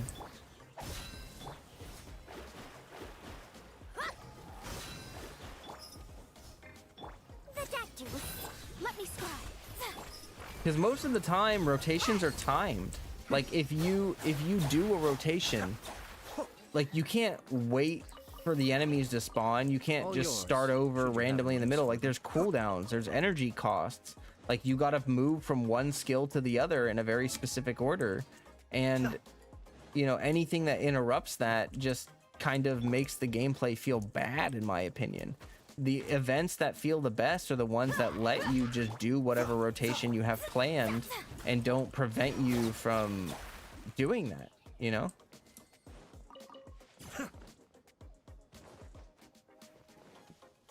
Ugh. Oh, a little bit of acid reflux there. Oh. Anyway, Discord link is pinned. If you guys feel like joining, that would be fantastic. That would make me happy. We've got a friendly community. We like to chat about all sorts of things, Hoyoverse related, as well as other games. And sheesh, my throat. I just acid reflux to my throat. Sucks. Do you agree with people say they should remove the time limit? Would that solve some of the frustration with more stream of enemies to fight? No, my issue isn't the time limit, really. I mean, I do think that the time limit has become too strict. Like, I do think that, you know, with how difficult the Abyss is, they should be giving us more time. If they want to make it that hard, then yeah, they should give us more time. But I don't think that that's the primary issue. The primary issue that I'm talking about, again, is that 5 enemies will spawn. I will start my Sino rotation. I will kill those enemies in half a second because my Sino will hyper bloom like 5 times and do 50,000 damage to each enemy with a bunch of hyper blooms, instantly kill all of them, and then a new wave of enemies will spawn. And if I'm using Nahida, well, I'm fucked. Like, that is what I'm talking about, where it's like, oh, so I guess I just can't use Nahida with Sino because the way the game mode is designed makes that, like, just not work.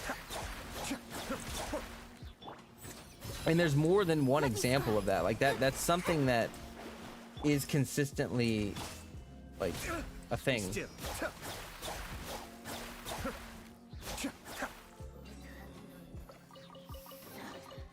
All yours, should you have any use. I remember that around Nilu's release, to her rerun, the Abyss was quite easy for Dendrocentric teams, aka teams new players could use. Then suddenly they raised in difficulty.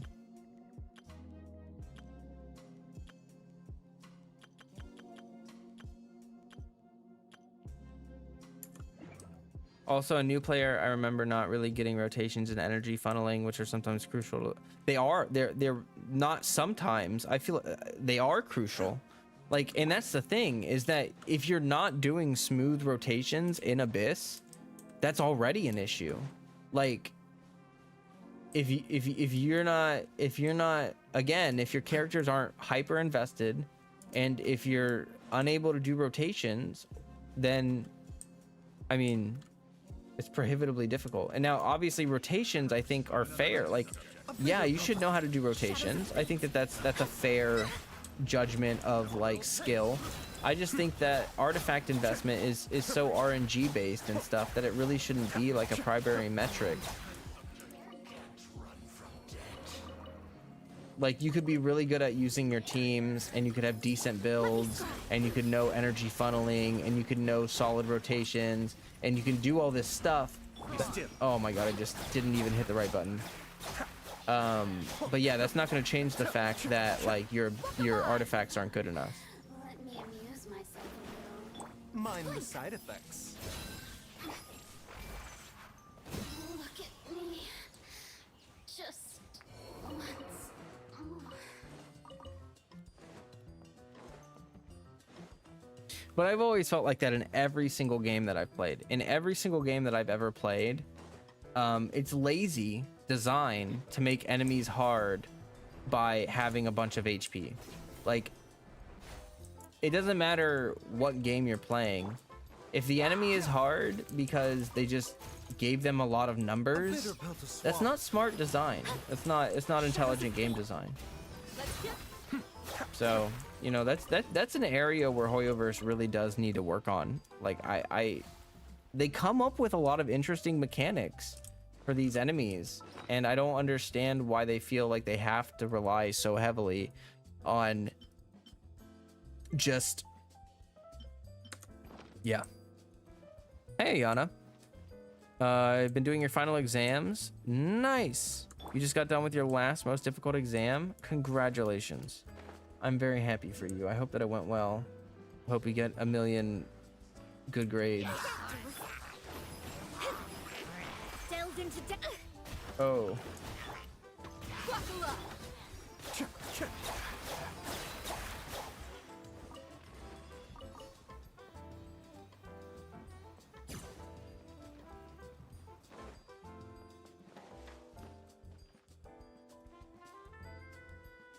I think you'll like the new event. You can use every character and there's no artifacts, only your character level and talent. Huh. What about enemies like consecrated beasts with big vulnerability periods? Oh, I don't mind that. Like, I don't mind. Okay.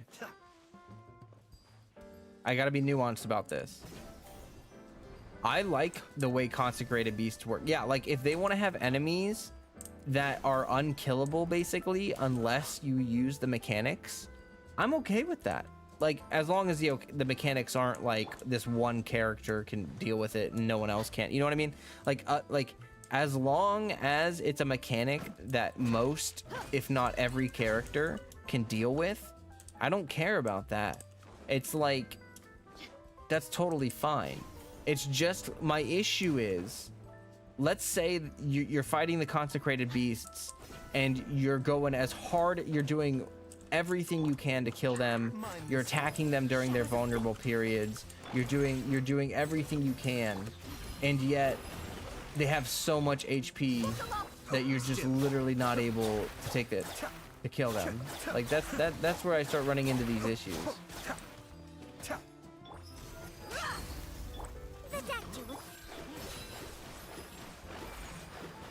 delved into destiny. I keep swapping the Baiju and then triggering burn on accident, and I don't mean to do it, but I think I need to swap to Mona first and then apply Hydro and then use Baiju. because I keep accidentally burning. I prefer DPS check bosses and the ones that just run away, to be honest. Like, okay, yeah, so that's the thing. They need to give you enough time to deal with the mechanics.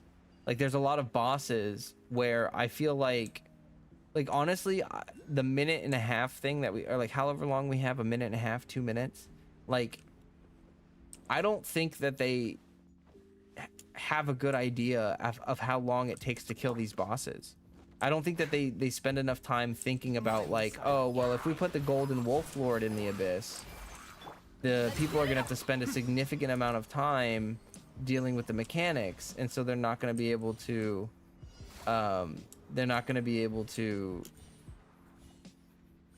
you know, kill it very quickly.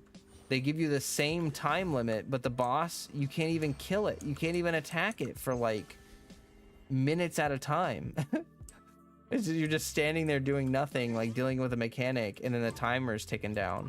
I think that an easy way to fix that is like when the boss is not vulnerable, when the boss is like Golden Wolf Lord or like that new boss, the Inquisitor, when it's cycling through the shields, the timer should stop going down. The timer should stop going down until like the boss is vulnerable, and then once the boss is vulnerable, that's the part that you're timing, because you're timing the DPS window. You're not timing how long the boss decided to float around farting into the air. Like, Don't worry. Even if Chi-Chi forgot to dry out the herbs, Herbalist Gwei will certainly remember to put them out in the sun. Yes, you're right.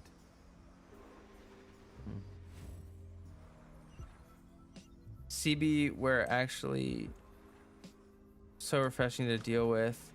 The aggressive attacks are so fun. Yeah, I think the consecrated beasts are a good direction. Like, they hit hard. They don't spam attacks or anything, so they're not like impossible to dodge or anything. They hit hard.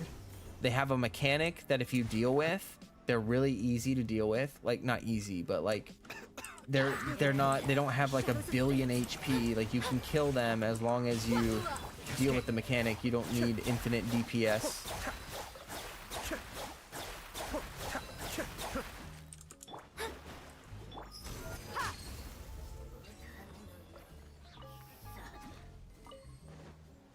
So I like the consecrated beasts. How about that? I just think they need to make sure that they're giving us enough time on the timer to deal with the periods where the enemies are basically unkillable, because they have to consider the fact that, like, during that time period, you're not attacking, you're doing nothing, you're just waiting for the enemy to become vulnerable, which is fine. But again, yeah, I didn't get a chance to do the event with the Sarush guy. Will I still be able to fly around in this? Yeah, the event was basically just additional story and some primo gems. So it wasn't anything to do with what I'm doing right now. Essentially, it was just a little, almost like a side quest. It was almost like a little side quest that you could do, which is kind of nice. I hope they do more stuff like that, because that was it's pretty interesting. It's not something that you should feel bad about missing, and I'm sure that if you really wanted to, you could look up the little cutscenes online or whatever. But yeah, it provided more context No going off on your own. and info about Sarush. Oh. Oh. Huh? Oh. Oh. Oh. I thought I could catch it midair. I was wrong. Where's the other one? Oh, there it is. Like this timer. The timers in these overworld things, they assume you're gonna make mistakes. Like, they assumed that I was gonna screw up a little bit. So they gave me enough time to make a mistake and still beat it. In Abyss, it doesn't feel like that. It feels like if you're not right on it, then you just you simply don't have enough time to make it work.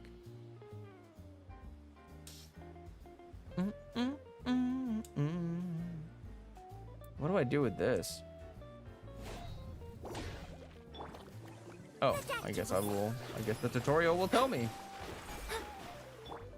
Let's get it on!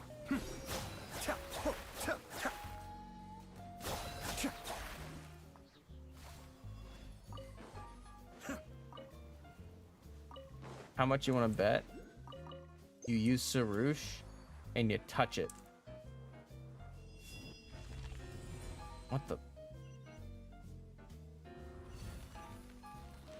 Wait, what?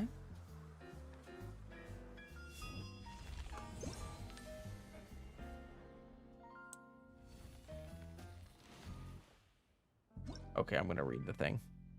It's a mysterious flower that will only grow. Hold the skill. Okay.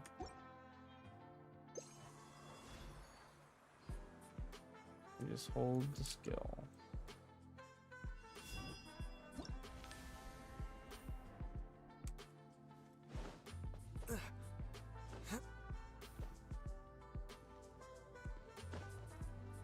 Oh, that was fun. Oh, this puzzle was confusing. Took forever to figure it out.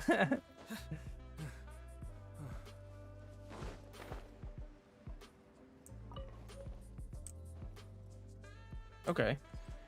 And then I just call Sarush away and it disappears.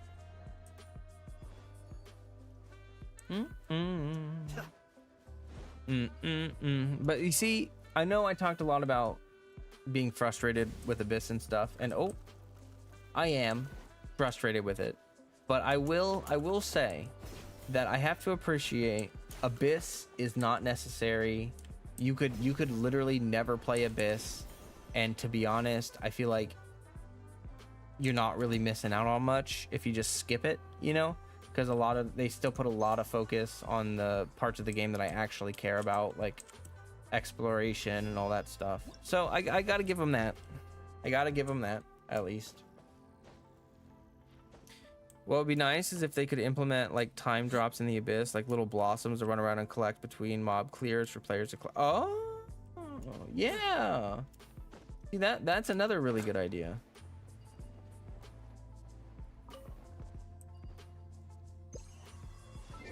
Oops.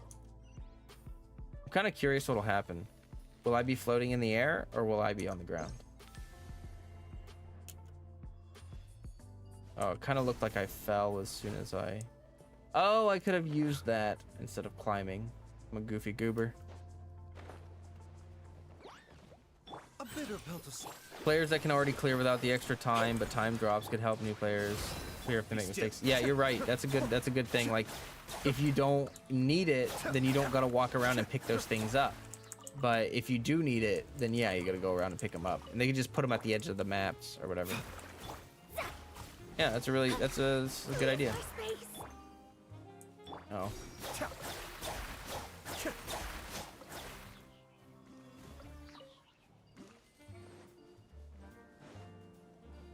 Oof. Acid reflux is strong with this one. I'll tell you what. All right, let's dominate this bee. The depth's back. Seems like an emergency.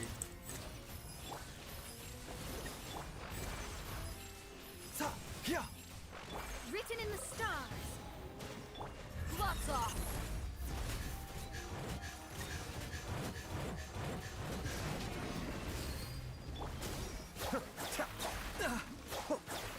Mind the side effects. The deck!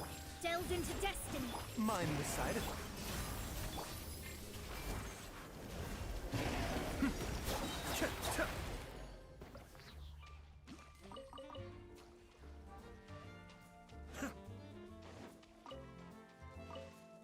It's so weird to go from Abyss, where like, you know, it would be insanely hard to do all that damage to kill that consecrated beast before its like vulnerable form. But in the overworld, it's actually possible.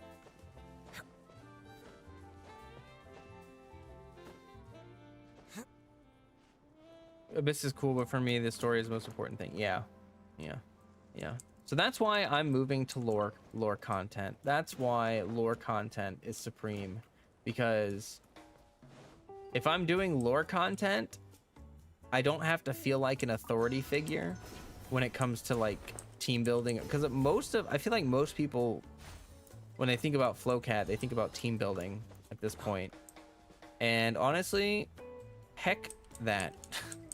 I'd rather people know me for doing lore videos, to be honest.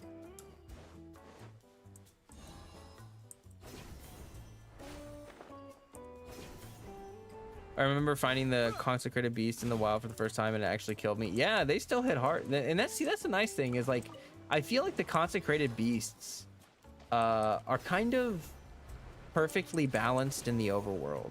Like in the overworld, they're tough, they're a little bit spooky, you know, you got to be careful, but you don't have to be like afraid of them. They're not like insanely hard, but it's like it's a nice little challenge, you know, and it lets you flex. Like I was able to do a full rotation and do all of my Dia's burst and stuff. So you collect these? But it didn't feel impossible to kill it. Oh, spin crystal. Turtle. Those turtles are so cute. Okay.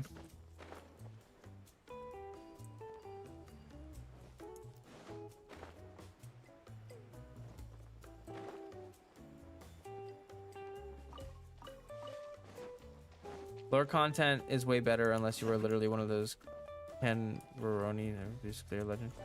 Yeah, well, I mean, there's honestly, I feel like there's a lot of people who do guide content.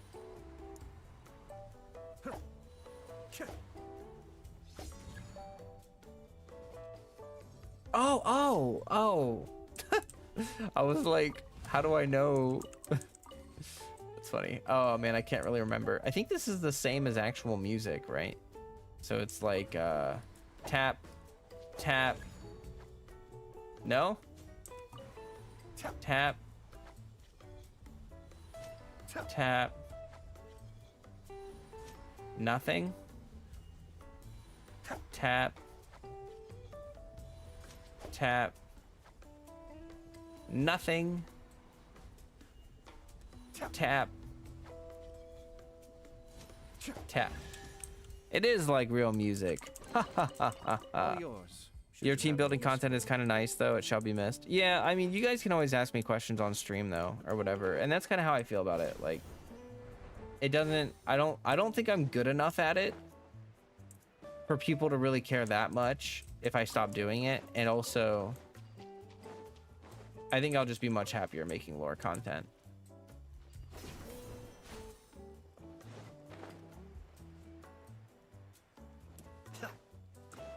And I'm pretty excited to get that video out to you guys. I'm not gonna lie. If you guys haven't liked the stream already, please do so. If you haven't joined the Discord, I highly recommend that you do that as well. It's a great time in there. But yeah, basically my plan is lore videos, and streams and shorts, and that's hopefully that'll do the trick. I'm a little nervous, like I want, you know, my channel to all succeed, yours. but Should you have any use for them? I just gotta hope that it all works out. I think the new video series will do well. I think people will like it because I actually care about what I'm talking about, and it's something that I have unique... What? It's something that I have unique experience with. Like, I don't think... Jump over the corresponding... Oh my god, are you serious? It's kind of funny, actually. Wait, did I skip? I can't remember if I skipped. Okay, I did.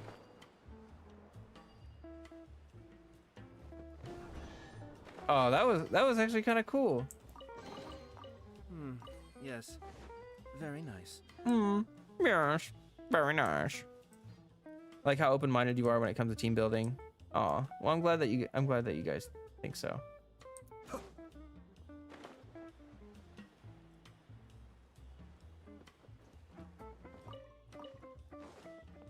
Okay. Tap. Wait. Wait. Tap. Wait. Tap. Tap.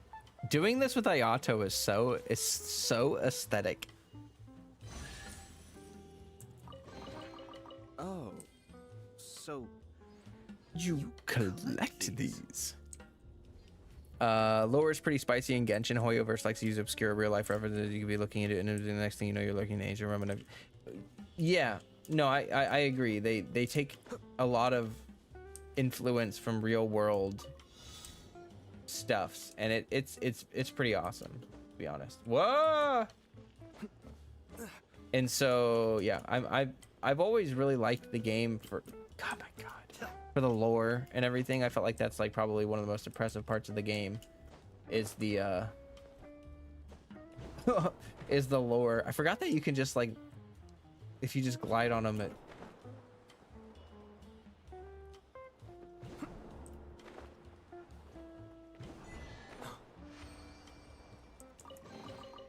all yours, should you have any use for them.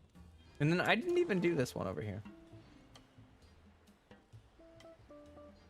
See, that challenge is the creative stuff I like from how. Yeah, exactly. And I think focusing on that will make me happier.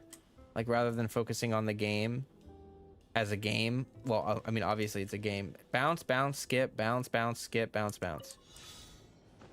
Bounce. Bounce. Skip. Bounce. No! Oh, crap. I can't. It's going to fail it, right? Or maybe I can. Oh my god.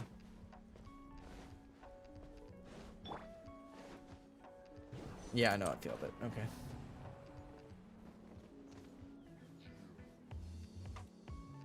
Until he opens his mouth. Man has a lot to say when you open those chests.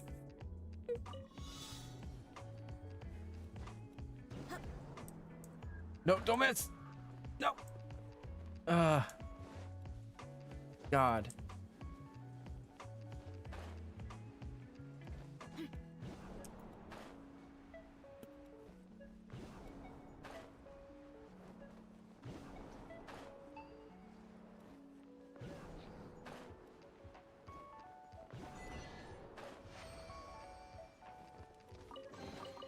I call dibs. Yeah, I mean, they do a really good job of making the world feel like a real world. That's honestly one of my favorite things about the game is that they do such a good job with the world building, making the world feel like it has real culture. You know, the characters feel like they have actual lives if you read their backstories and stuff. So I very much appreciate the hard work that they put into world building and stuff for the game. And, you know, that's what keeps me loving the game. So focusing on that will make me happier. Also, I feel like a lot of people that are unhappy with Genshin are the hardcore audience. And if I focus on combat content, Very nice. that is almost entirely catered to the like the, you know, the combat hardcore people. And I think that I just think that I'll fit in better with the lore kids. You know what I mean with like the lore folk? Like you're in high school and you have cliques or whatever. But I just think that people will like me better over there. Anyway, I did want to say that like I had trouble deciding how. Oh, hey Jess, welcome. I had oh man, I keep forgetting to upload the reworked emojis. I think about it when I'm not at my computer or when I'm busy, Collect these. and then I don't think about it when I'm actually at my computer. It's the most annoying thing ever. But yeah, What lovely weather. Which reminds me, we just received a... oh, this way. Okay. I just came from here. Would you like me to remind you? That might be a good idea. I call dibs. because it shouldn't take that long. Like, it's really not that hard or anything. It's just something I just don't think about doing until I'm like in a you know, doing something else.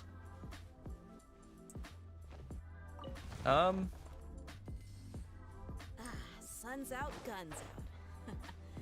Just sucks that I got so much work to do. Okay, gotta go up there and then jump down.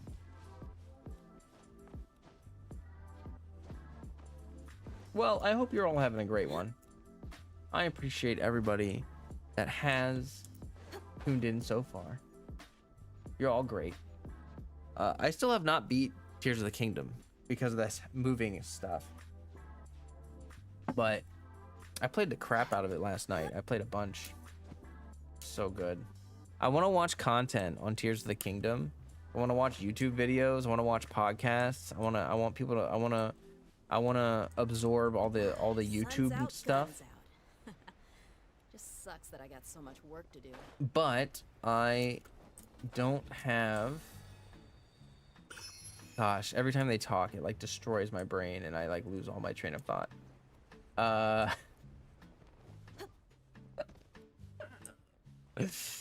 What was I talking about?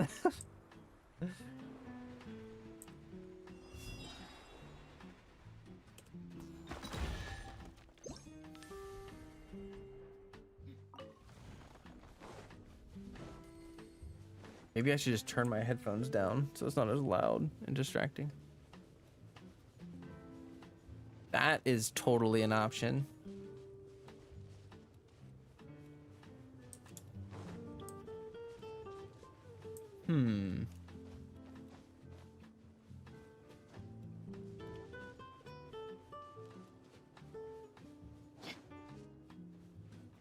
Sun's out, guns out. What? Oh yeah, watching Tears of the Kingdom content. Yes, I don't want to be spoiled. Like I want to finish the game once before I watch any content. But I'll tell you, it's been hard. It's really hard not to watch Tears of the Kingdom content because I'm having a great time with the game, and I wanna see. Like, I had a really good time watching other people play Breath of the Wild. I feel like that game was really fun because, you know, everyone had such a unique experience playing the game.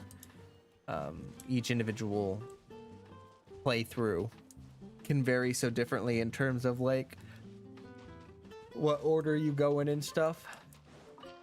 And Tears of the Kingdom, I think, will have even more complexity to it. With just the way there's so many new ways that you can approach all the different problems in the game and stuff. It's really nice.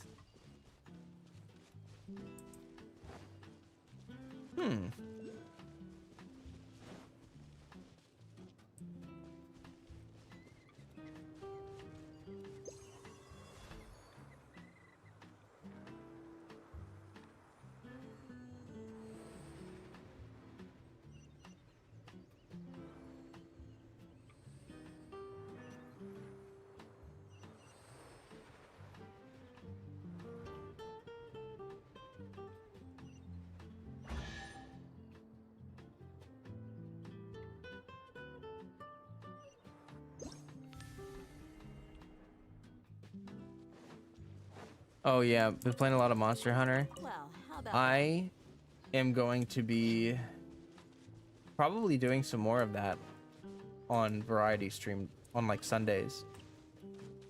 I've been missing playing Monster Hunter actually since we stopped doing it. I've been like craving it consistently, and so I think it's a really fun variety game to play. It's like super fun to watch, I think. You up for multiplayer? Possibly. I haven't done it in a long time, but probably.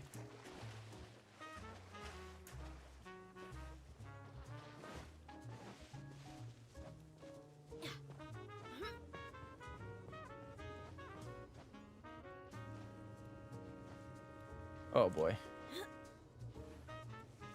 Nope, nope. All right, well. I tried. I wanted that Mora. But that Mora's just gonna have to wait.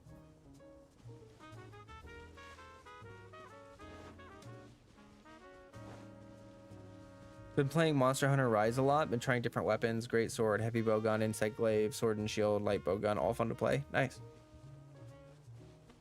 Yeah, I like the combat a lot for Monster Hunter. I think a lot of game developers have focused on flashy instead of like...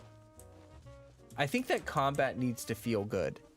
I think that combat looking good is important, but it's way more important that the combat feels good. If it doesn't feel good, then, you know, it doesn't matter if it looks good or not.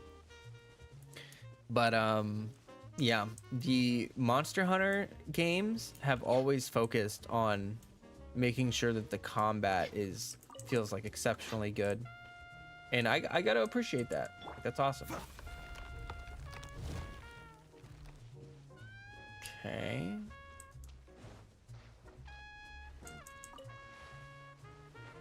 You like Boeing Anjanath? Yeah.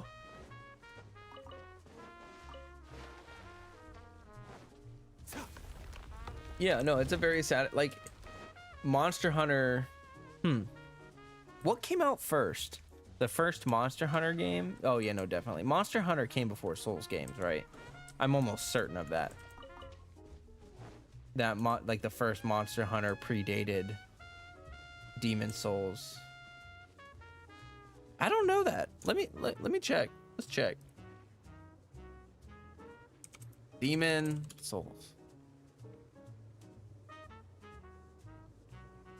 2009.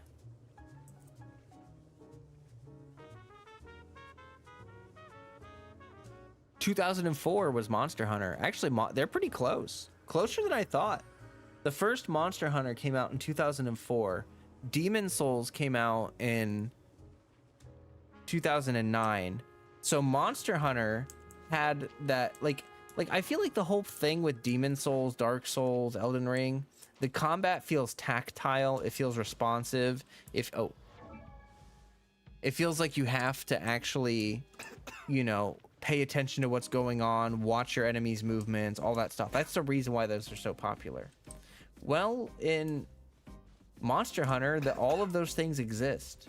Like it's the same. I think the same reasons that people like Demon Souls, Dark Souls, Elden Ring, all of those games are pretty much the same reasons they like Monster Hunter.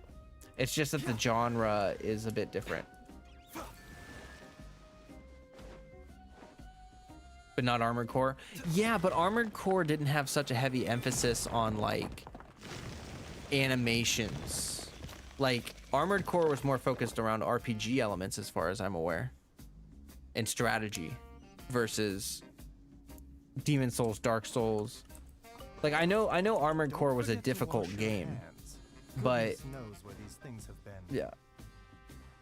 Congrats on the house, unless I read the CP wrong. Oh no, yeah. I just got we got approved and everything is all set up. We got our down payment sent to the title company and we close in 10 days, which I'm so excited for. This month has been so stressful. Thank you, by the way. Yeah, this month has been so stressful. Let's just go ahead and beat this domain real quick. True Armored Core lacked in looks. Right.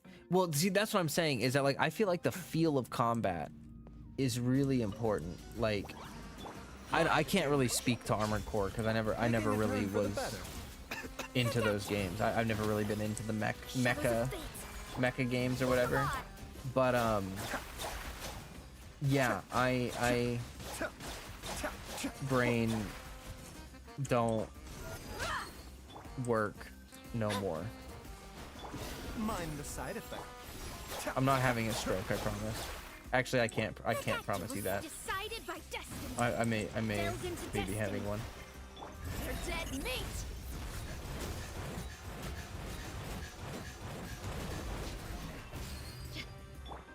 No, see, I should have swapped to Mona and then swapped to Mind the Baiju. side effects.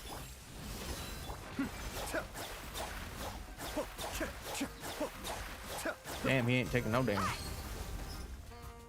Okay, so Mona first, and then Baiju, and then Mona again. Oh, did I miss the... I didn't see his little orb thing pop up. Oh well. But yeah, anyway, that's why I like Monster Hunter. It's very tactile. The combat feels very good. It has an impressive skill ceiling.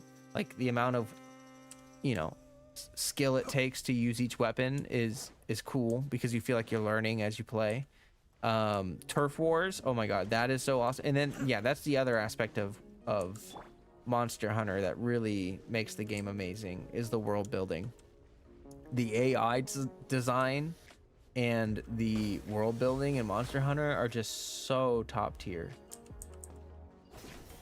It really does feel like the map design in Monster Hunter World.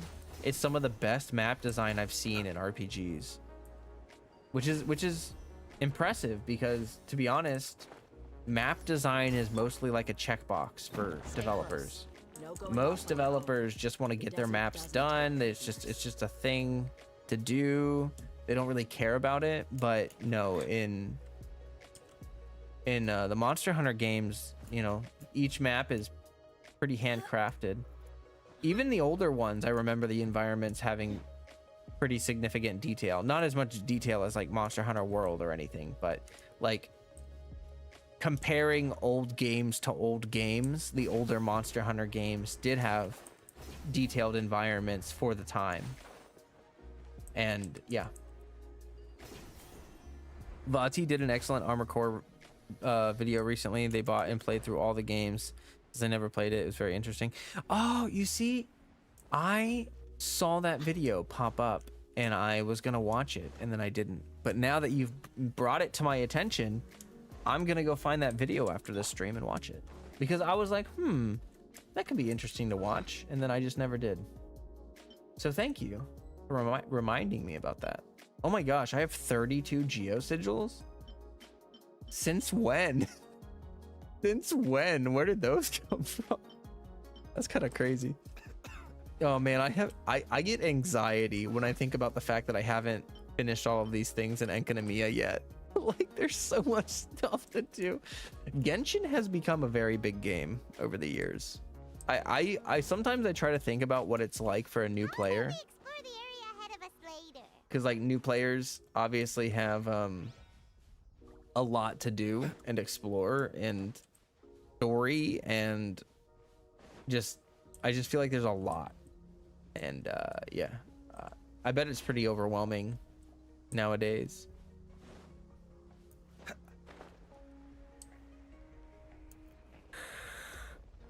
Armor Core is about strategy, getting used to how weapon changes, Ubek balance.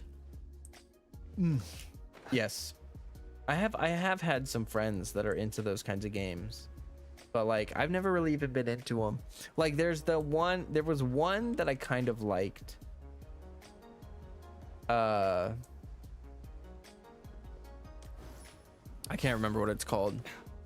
I think it was called like Deus Ex Machina or something like that. I can't really remember. But it was like an anime mech game. It was very anime, like super anime. And I liked it because it was like super over the top and stuff.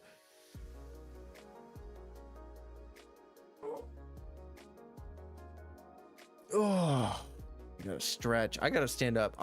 When I move in the new studio, I'm getting an adjustable desk. I'm getting one of those desks where I can go from standing to sitting, and I can just lift my desk up because, oh my, I can't sit down. Normally when I play video games, I'll sit down for 45 minutes, play a bit, get up, walk around, drink some water, get a snack. Like I get up a lot. I move a lot. I'm very bad at sitting in one spot for a long time. Oh, and I noticed in stream, I tend to sit for really long periods, and it just makes my back hurt. Oh. Monster Hunter and Dark Souls pretty much both play the same. You just got more movement in Monster Hunter. Both got the feel. Once you get good, you turn into you. Yeah, exactly. Yeah, no, it's kind of interesting how those games develop separately, and yet they landed on very similar design philosophies. And what that tells me is that regardless, like, Monster Hunter isn't in a bubble, and neither is Dark Souls. Like, something that's in a bubble is like a fad, you know, something where like it works once, but then everyone tries to replicate it and it never works after that. That's when something is just in a bubble. But because Monster Hunter and Dark Souls developed in two entirely different ways and arrived at similar design philosophies, it shows you that the design philosophy has merit. Like, there's actual merit to the way that they want to design their games to be challenging, immersive, tactile, you know, all of those things. They're good. I mean, they're successful.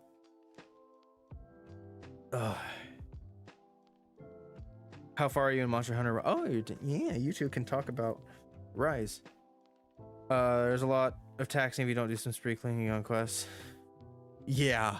I mean, I've been playing Genshin for years, and I stopped doing quests for like 6 months or so. Like, I just didn't feel like doing quests. Like, after I beat the Archon quest, the main story for Sumeru, I just stopped doing quests. And now I have so many quests backlogged that it's like, it is overwhelming. And so I can hardly imagine, like, I've already done a bunch of the character quests, a bunch of the, like, if you're a new player, seeing all those character quests that you have to do, oh my god, that's so much. That's so much. I mean, I guess that's also kind of exciting because it really does feel like a long road you got to go down, but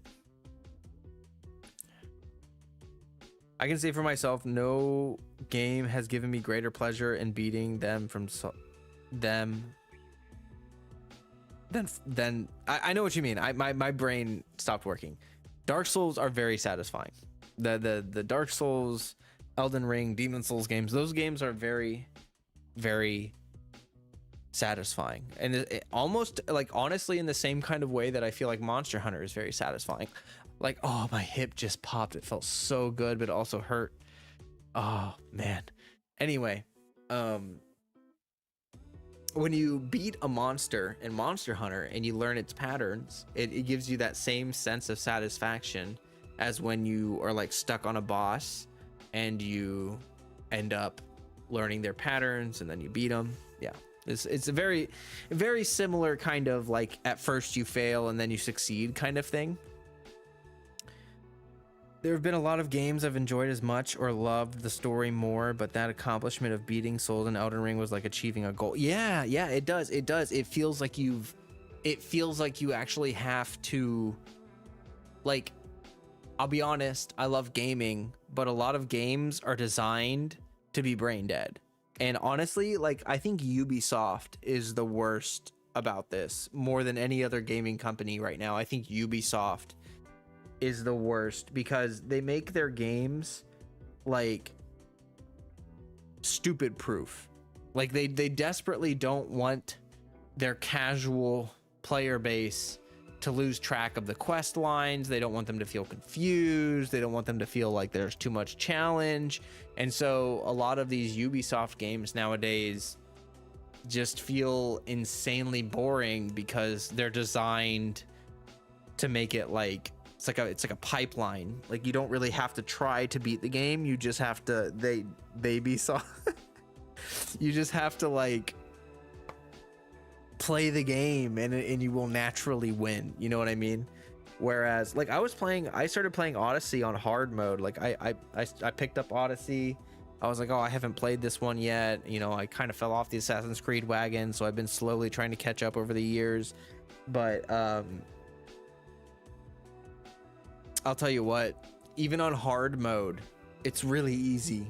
Like, it's really it's like painfully easy because the parry windows are so generous and there's no animation lock. So, like, you can dodge in the middle of an attack and, you know, there's no punishment there. And so, like, all of those things that you would find to be what makes Elden Ring or Dark Souls challenging or fun is just not available in those kinds of games because, well, they don't want you to die. They don't want you to lose. They want you to just, you know, press the buttons and win. All their games are low-key copy-paste in terms of design. Yeah, and that's because they have taken the creativity out of game design. I mean, like, realistically, you don't want to follow a format. Like, if you're following a format for your video game design, you're basically saying that creativity is dead, that you have no creative ambitions. And that's why I think indie games have picking up.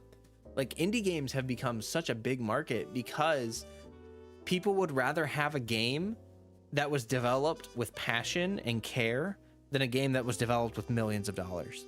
Like, people would rather see a game developed by one person that kind of isn't the best game ever, but you can see the love in it, rather than like some soulless multi-million-dollar game where the map is bigger than your grandma's backyard and you gotta climb all the towers and you've got ray tracing, guys, ray tracing. So I have Sunbreak, haven't fully updated yet, 1 copy and 3 people. Or games where you die but death has no consequence is also a trait I see too much in games. Yeah, that's also a big thing. Like, I think that, you know, I think game developers think gamers just want to drool over their keyboard and stare at flashing lights, but gamers, I believe, want to be engaged with their games. Like, I find myself more immersed in a game when I'm challenged by the game, when I'm not just able to drift through it half asleep, you know. Like, I feel like the game is more enjoyable, it's more tense, it feels more impactful when you actually have to, when you feel accomplished to beat it. You know what I mean?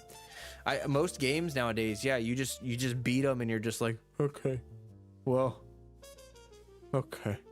Like, final bosses nowadays are a joke. I don't know who decided that final bosses have to be pushovers, but in almost every game I've played in the past, like 15 years, every final boss, you just like show up and you're like, well, I've collected every buff from every statue across the world, and I have farmed for 60 hours to arrive at this moment. Boop. You just like stab them once and the enemy takes like 1 billion HP, they die, and you're like, yeah, final boss. Woo. Yeah. Woo. It's really annoying. My summer car can be super challenging, and the guy who created it feels all over it. Oh, I've never heard of that. I've never heard of that game. I was wondering why you said that. You said my summer car, and I was like, huh. I don't know what that is.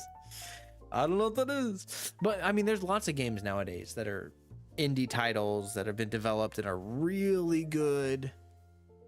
To be fair, I've seen many people complain when a game doesn't look high fidelity. There's also the definition of difficulty. I like Dark Souls, but I can't spend 5 hours beating my head against a wall. Yeah, no, I understand. And I will not be one of those people. You will never see me. Like, actually, if I did game reviews, I would not include a graphic section. I would include an art style section, because to me, I don't care about graphics. Like, I don't care. I just don't care. I care about how the game stylistically looks, and I care about like how it runs, but like I don't care if it's like the most high res thing ever. So for me, I'm one of those people where I genuinely care about gameplay over, like, for instance, one of my favorite games is called Cave Story. It's an indie game. It's called Cave Story, and it's a platformer. It's a 2D platformer. It's all pixel art. Like, it's all pixel art. And I love it. It's like one of the best games I've ever played in my life. And if I were to do a review of it, I wouldn't dock points for pixel graphics. Like, I know a lot of people are like, wow, the game could look better. Like, I don't give a... It even has like the old 8-bit style music and stuff, and I think even that is really good. Like the way they've done it, it's like it fits the form, you know? My nose is super itchy. Ugh. It's half a joke game, but if you can get the idea behind like Craig to it's amazing. That's why it's so good. Oh, huh. Well, that's interesting. And I think indie games are ripe with that. Like, yeah, that's awesome. Let's see. What other game do I really like? That's, oh, like Project Zomboid. That game, I love Project Zomboid because the depth, like they really focus on the depth of the mechanics. And I find that, you know, if I'm playing Project Zomboid, like I learn new things all the time. Even I've put almost 1,000 hours into Project Zomboid, and I'm still learning new things about the game. I'm still learning new tricks, here, I'm gonna log out of Genshin. New tips, new tricks, all sorts of stuff. And that makes me happy because, you know, I'm not just running in a circle. I'm not just bored out of my mind. Like I still feel like the world has a lot of depth to it, even after almost 1,000 hours. Normally, once I'm 1,000 hours into a game, I don't feel like it's very deep anymore. I lied, but it's completely a joke game. But some of the mechanics are incredible. Part of it is building a whole car. Wow. Okami is the perfect example of style over graphics. Okami is an amazing game. Oh my god, I love that game. Holy crap. God, that game is so good. Man, now I want to play that game, but I don't have a freaking Wii anymore. I don't know how I would emulate that game because it uses motion controls, doesn't it? Man, Okami is so good though. You chop wood and build a 1970s Nissan hatchback, and then a bunch of stuff happens. Interesting.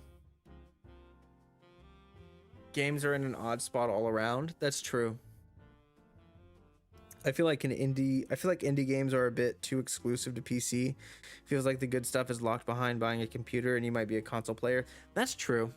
That's true, but that's really, it's not the indie developers' faults. The reason why is because consoles have higher standards for market releases. So if they're gonna put something on the PlayStation Store or on the Xbox Store or whatever, Microsoft Store, then they need to know that it's a quality approved, safe, whatever product. And there's just less less BS that indie developers have to go through to get listed on a PC store versus a console store. It's just a whole, it's like an entirely different process. So it's really more of like a Sony Microsoft problem than like a developer problem.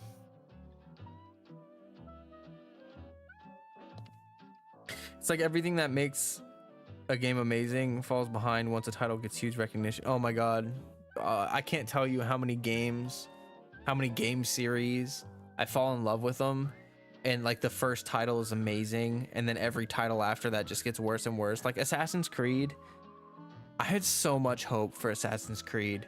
Even 3 games in, even after Ezio's story ended, like I would say the peak of my hype was after Ezio's story ended, and then I was like, the Assassin's Creed game after that was just like I think they just took the story and decided to do nothing with it, and I was like, well, they're shooting themselves in the foot. Like, yeah, but they had a good run with those games, and then they just started screwing things up. Story, world building, and gameplay are important, but then again, I think I'm interested in RPGs in general. Yeah, no, I would agree that I think that those things are very important. I'm going to defend something I shouldn't, but some pop music genres stay amazing. Some fall off so hard. We are stuck with all things falling off, and it's annoying. Nah, yeah, no, see, I understand what you mean, and I think that's a result of gaming companies viewing the consumers as like these, like game companies view consumers as idiots. They think we're all dumb, slobbering fools who just want to be impressed by flashing like I'm not kidding. Like I genuinely think that Ubisoft, EA, Bethesda, all these big companies view their consumers as slobbering idiots who just want to see ray tracing look better or whatever. And so they're focused on all the wrong things. They're focused on the gimmicks and they're focused on like the graphics when they should be focused on the gameplay and focused on like the story and like the world building and stuff like that. Like I often find so many developers swing and miss because they try to focus on some stupid gimmicky system that no one cares about instead of focusing on the one thing that's actually important to their game, like whether it's fun or not, you know?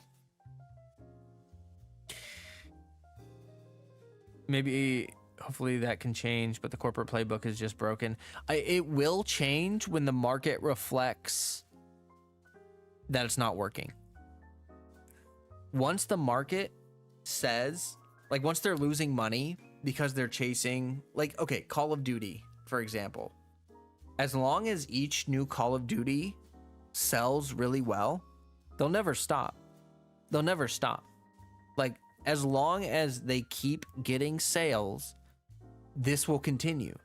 And the only way it will change is if they stop getting their money. The issue is that gamers are FOMO driven, and most gamers will buy a game that sucks even if they know it sucks because they want to feel included or whatever. Or like maybe the new Call of Duty isn't that great, but all their friends are buying it, so they're going to buy it. Well, the reason all your friends are buying it is because they thought you were going to buy it. And the reason your other friends bought it is because they thought you guys were going to buy it. And if none of you actually, if you just got together and said, you know, these Call of Duty games actually kind of suck ass and they're not fun, they're the same game copy and pasted year after year with almost no improvements or changes, and then if people just stopped buying them, they would change. But people buy them. That's the issue. It's like the new smartphones. Like every year a new smartphone comes out, a new model, and there are those people who get the new model. Like they bought last year's smartphone and they're buying this year's smartphone, and like the only change is like 1 megapixel on the camera. The camera's 1 megapixel better, and like the battery lasts 30 seconds longer, and people are like, oh well, I need that new one. And it's like, you really don't though. Like it's not going to change your life at all. You both said spit and facts. That's funny. I think you both typed that at like the same time. I think the things have been consistent. I think it's a difference of coverage. In 2000 game, if a game was bad, no one talked about it. Now every game is being covered 24/7. There was definitely less media surrounding games in general. I agree with that. Like, it's bad that the older games are 10 times better than games today with story a few seconds. I would agree that older games, generally speaking, older games, generally speaking, were developed with the intention of building something that the creator enjoyed. Like older games, it wasn't profit driven. There was no profit motive when games first were being developed because it was a passion project. If you were a game developer, you weren't trying to make mad moolah. You were just interested. You just liked developing. You just thought it was cool, you know, or whatever. So now it's executive driven. Companies are driven by the executives, and those executives make decisions based entirely on profit motives. And so they don't do it for the love of the game. They do it because they want to make money. Most games were bugged, and you had to buy a definitive edition for the same price or replace graphics. That's not as long.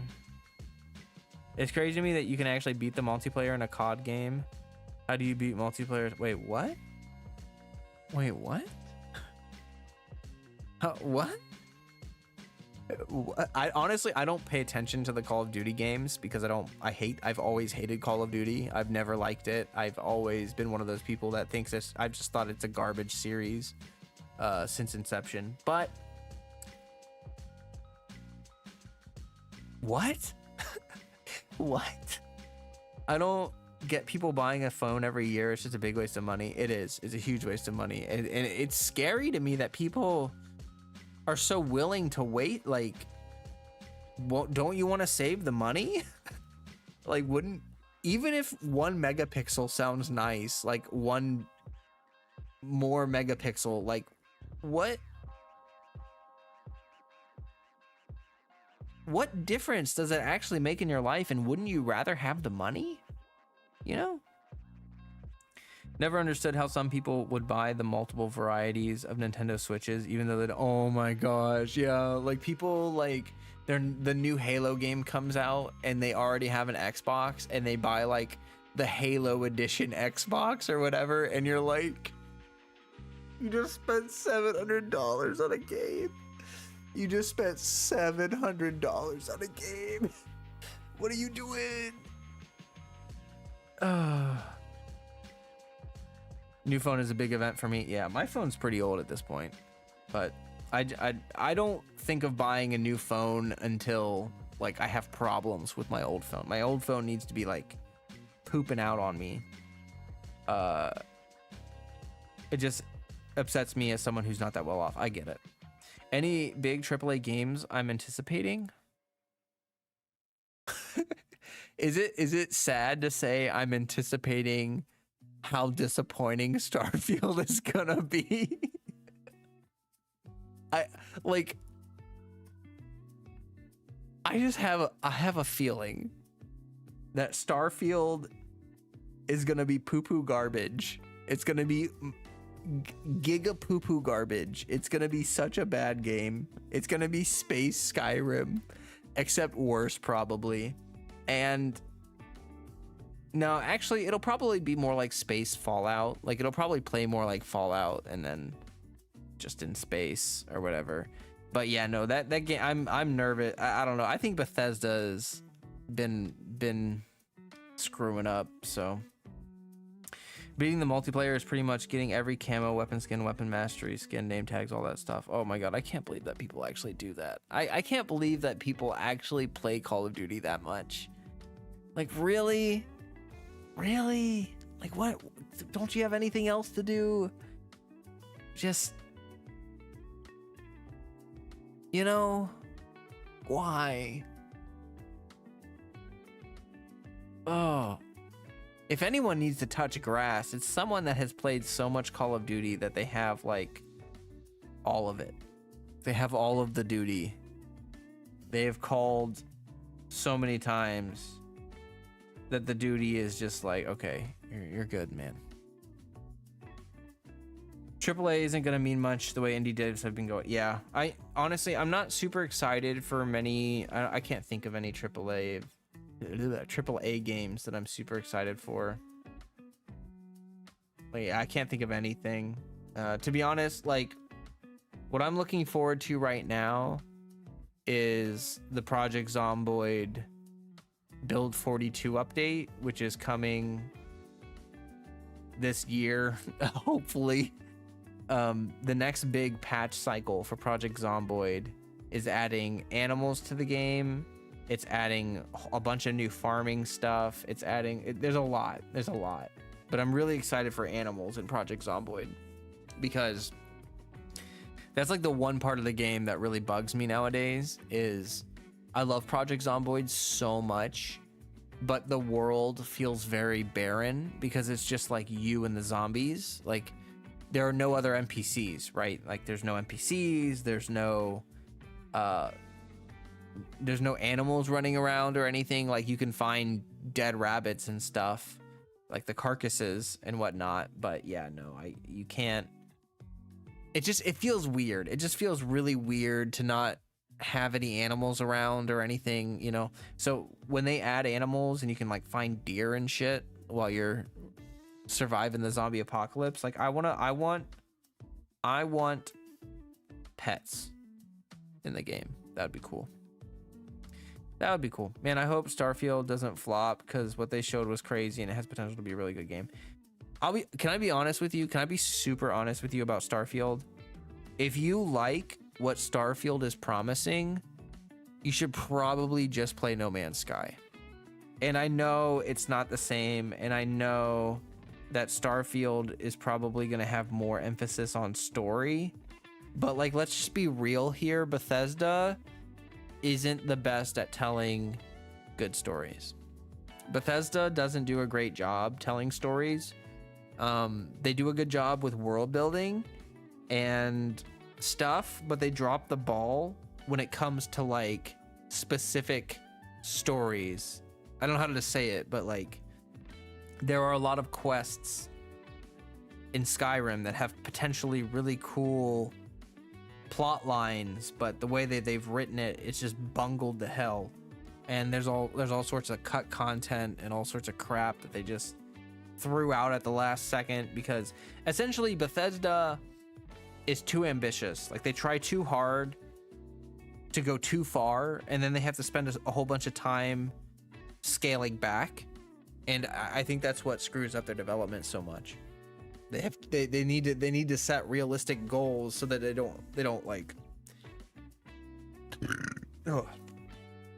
But yeah, I'm nervous about Starfield. If you like the idea of Starfield, I feel like No Man's Sky will scratch that itch. But yeah.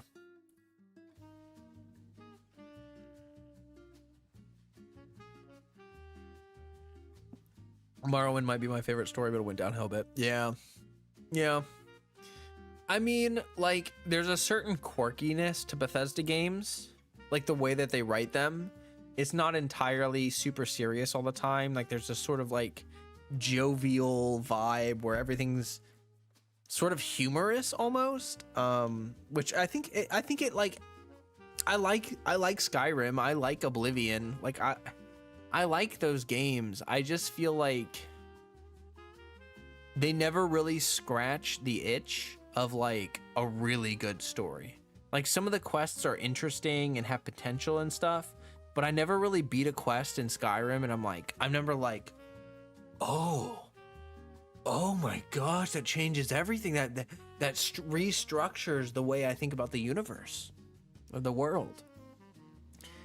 Like for instance, I feel like the Elder Scrolls themselves, that is such a cool concept to have these items that exist that tell the past, present, and future, but are like these mystical items that you can't really like, it like blinds you to look at them or whatever. You know, I think the concept of Elder Scrolls, that is such a cool idea, but that's exactly where it ends. Like, Bethesda, it feels like they come up with these cool ideas. They're like, what if we have these like scrolls and they like predict the future, but like every possible future, not just like one future, but like every future. And when you read them, you go blind. And they're like, wow, that's really cool. Can you elaborate on that? They're like, yeah, so they're scrolls. And when you read them, they make you go blind. They're like, cool, can you elaborate on that? They're like, yeah,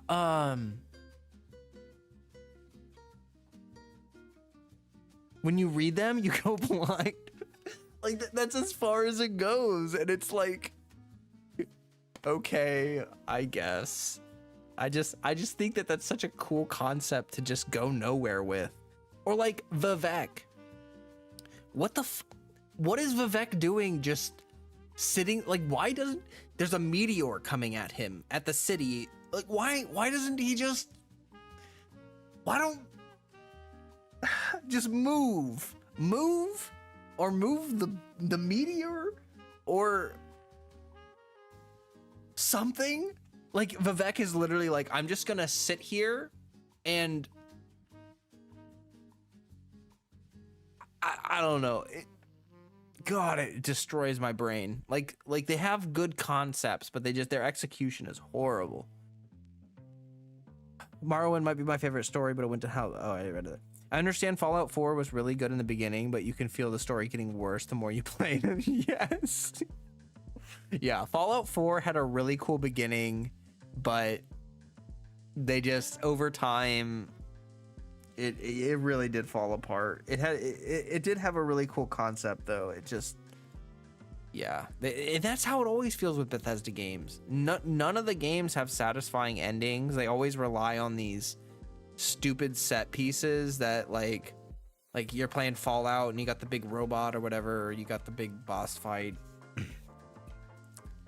Vivek didn't think it was possible. His hubris was his undoing. Fair enough. That's a good answer. Like, there's just certain elements of the world building that feels a little hard to, but that's fair. Fallout had a Fallout. Crawl out through the fallout, baby. Okay, that song just popped into my head, and now I can't get it out. Stuck in there. And that's actually one thing that Bethesda does really well though. Like, they do atmosphere and ambiance really well. It's just like when you get into the nitty gritty of it, it doesn't hold up to like serious, like if you try to dig through the lore of an Elder Scrolls game the same way you would dig through the lore of like Elden Ring, then you're gonna you realize the difference in depth very quickly. Zaz, also welcome Zaz. I didn't see you there. Welcome. But yes, yeah. I'll tell you what.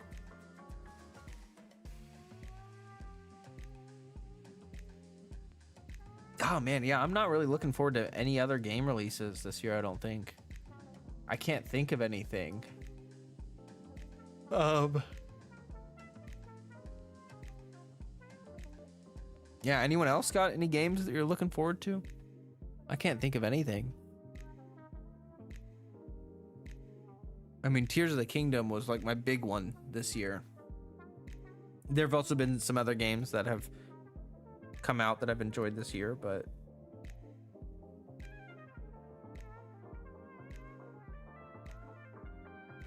yeah, didn't they announce? They did announce a new Assassin's Creed game, right? I think someone mentioned that earlier. Where was it?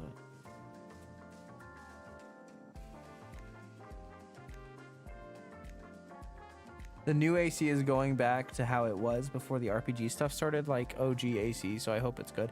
Yeah, me too. You know what? One thing that it really bugs me, playing Odyssey, and the RPG mechanics just feel really bad in Assassin's Creed. Like, the combat is supposed to be visceral and this bloody thing, and then you do like an assassination on someone and they take like half health damage, and you're like, what? I literally I put my blade through your kidneys. Like, your kidneys no longer exist. And that was half your health and damage? Okay. Story of Seasons, A Wonderful Life. Final Fantasy VII Rebirth. Nice. Story of Seasons, A Wonderful Life. I haven't heard of that. What is that? Is that like a... Hold on. I'm looking it up.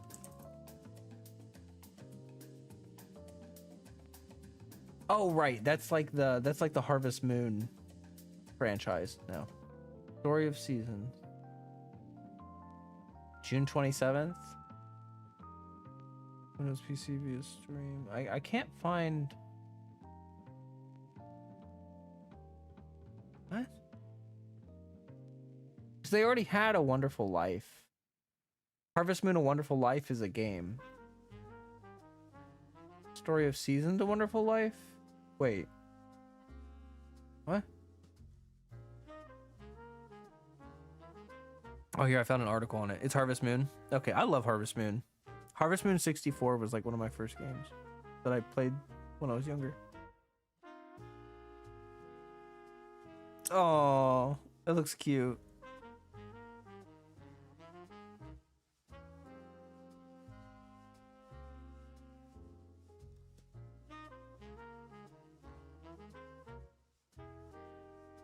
Play as male, female, or non-binary? What?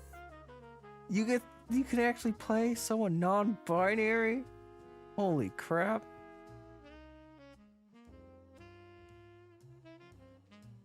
Fall in love, build a family. Revisit a beloved story as before with updated visuals. Oh, it's a remake. It's a remake. Okay. Oh, well when A Wonderful Life is one of the most popular Harvest Moon games of all time. And so if they have like, this is like a redesign, a remake or whatever. I'm trying to see what's different. This remake of a beloved classic features plenty of new events, enhanced festivals, more recipes, a cornucopia of never seen before crops. Looking for more to do, take pictures, dress in your favorite outfits, help residents. Huh. Yeah, that looks cool. I love Harvest Moon games. I might have to check that one out.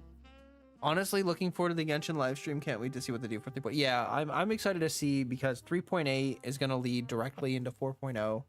I'm sure of it. And I bet the live stream I bet this coming live stream will have a lot of information about Fontaine. Or just a lot of teasers or something. But yeah, that should be pretty exciting. We're getting close.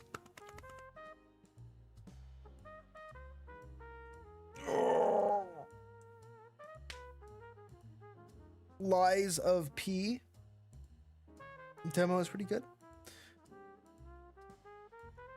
Still have a lot to do in Lego 2K Drive. Yeah, that game got really good reviews. It's like a very solid, almost like Mario Kart style game, you know. Oh, Rise is on sale. I want to buy Rise. I would buy Rise, but I'm not gonna lie to you. I just feel like I like World more. Like, I just feel like World is a better Monster Hunter game. That's just kind of how I feel. I know that's, you know, there are mechanics that are better in Rise. I know that there's certain things that are new features or whatever, but personally speaking, I love Monster Hunter World, and the part I love about it is the world design. And I think that if you take that away, it's like not as good, personally. But I see, like, I want to try it. See, that's the thing though. It's like, I don't care if you judge me or not, but it's like, I don't want to buy Rise and then be like, oh, I just don't like this, because then I'll feel bad. You know what I mean? Like, I'll feel bad if I buy Monster Hunter Rise and then I'm like, oh, I just like Monster Hunter World better. Then I'm gonna be like, damn.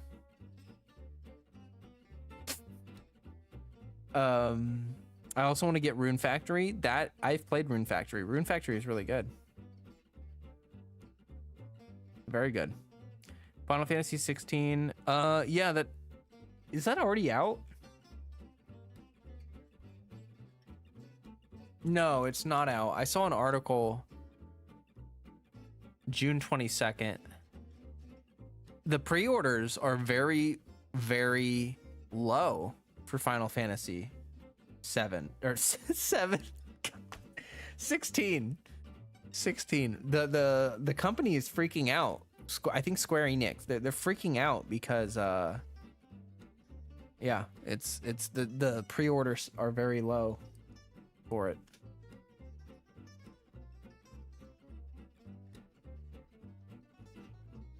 Which, I mean, I wish that they didn't base everything on pre-orders. You know what I mean? Like, it doesn't mean anything if there's not a lot of pre-orders. As a matter of fact, I just wish they didn't base things on that.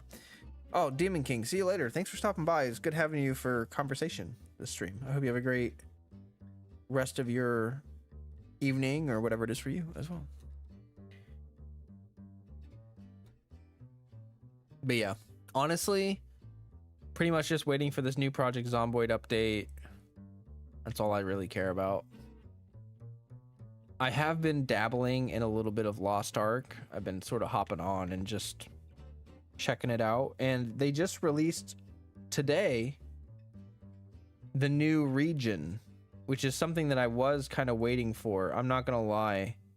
I played a lot of Lost Ark. I have 1,400 hours into Lost Ark. And I just got kind of bored. Also, what didn't help was that every day when you log into Lost Ark, you're in Punica, and it's just lie, lie, lie, lie, lie, lie, lie, lie, lie, lie, and I'm sick. I'm so sick of Punica that I want a Pucina all over it. That was a really dumb joke. I'm sorry. Well, let me look and see what they got for this new update. So you got the new continent. Got a new field boss. An adventure. Okay, new adventurers, Tom. Duh. Wandering merchant. Okay, rapport. Duh. I mean, that's all stuff that you would expect. Speak to Solar Knight to receive the paradise of the Dreamless quest. Okay, that's the quest. New abyssal dungeon. Okay. This is where you can get the wings or whatever. Balthor raid event. Balthor drank too much beer, is hopelessly drunk. Oh, it's an event. Okay. General updates. Fortune Spire. I don't even know what that is. Makoko buff. Doesn't matter to me. Ability stone upgrades. Added a stone that allows players to upgrade relic ability stones all the way to ancient. Upgrading ability stones increases the vitality of the base effect and the vitality of each facet level bonus. Even if it doesn't change any or remains the same. Right, there are 4 levels. Each level upgrade. Make sure this player level. Okay, I don't really understand why you would need that, I guess, but I guess if you get a good relic stone, you can upgrade it. Upgrades take place at the ability stone faceting. Okay. I don't care about that. Okay, general updates. New card pack versions. Legendary card pack 2 allows a selection between original legendary or abyss legendary packs. I don't know. Updated the daily login. Text to speech setting is now automatically enabled. Okay, increase the daily add item restrictions. Player of none of this really seems that exciting, to be honest. Like the new region seems okay, but there's really not much going on in this patch. Like I don't know what I'm supposed to care about. There's a new abyssal dungeon. I mean, okay. I mean, like we're pretty much caught up with Korea now, right? I mean, that's Korea's in Algacia. I think we have all the raids. We have all the same raids and stuff. So yeah, I think we're pretty much. I don't know. I might log in and check it out at some point. But I've been sort of just farting around with games. I haven't been really playing a lot of anything because of the buying a house and whatever.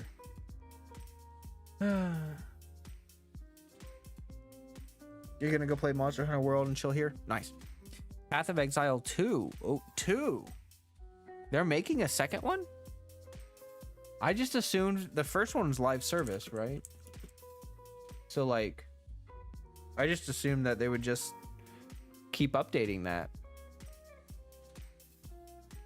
Oh wow, Path of Exile is 10 years old. Holy crap. I had no idea. I had no idea it was 10 years old.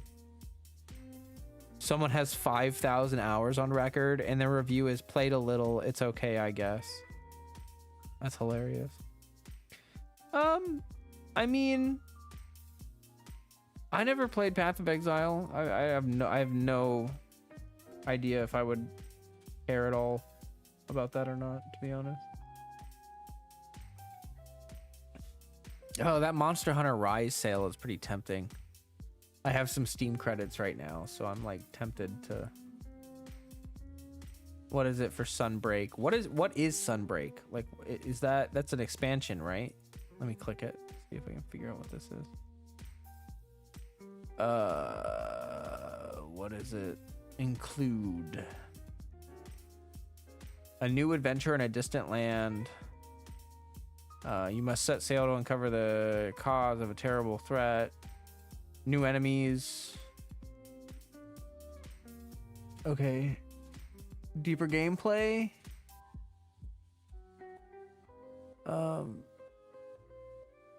Okay, so it's just more stuff. Just more stuff. Sunbreak is an expansion, new monsters and such. Oh, okay. What do you feel like right now? How do you feel comparing Rise to World? What do you feel about that? I think it was good for a filler patch. The limited event quests were fun, and Yoimiya's story quest was amazing. I really want to do Yoimiya's second story quest soon. I heard really good things about it, and I loved Yoimiya's first story quest. I cried like 3 times in her first quest. So I would love that.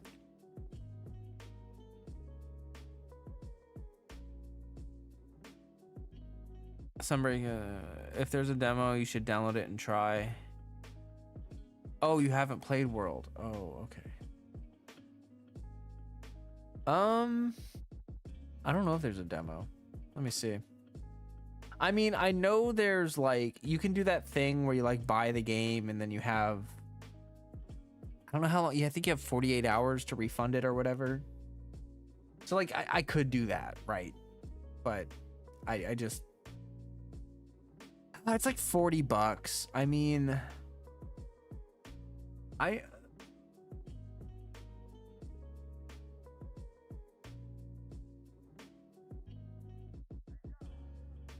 gonna think about it.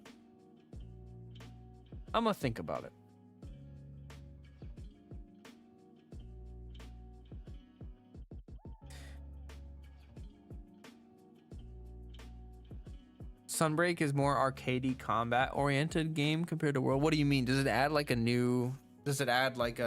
end game version of something?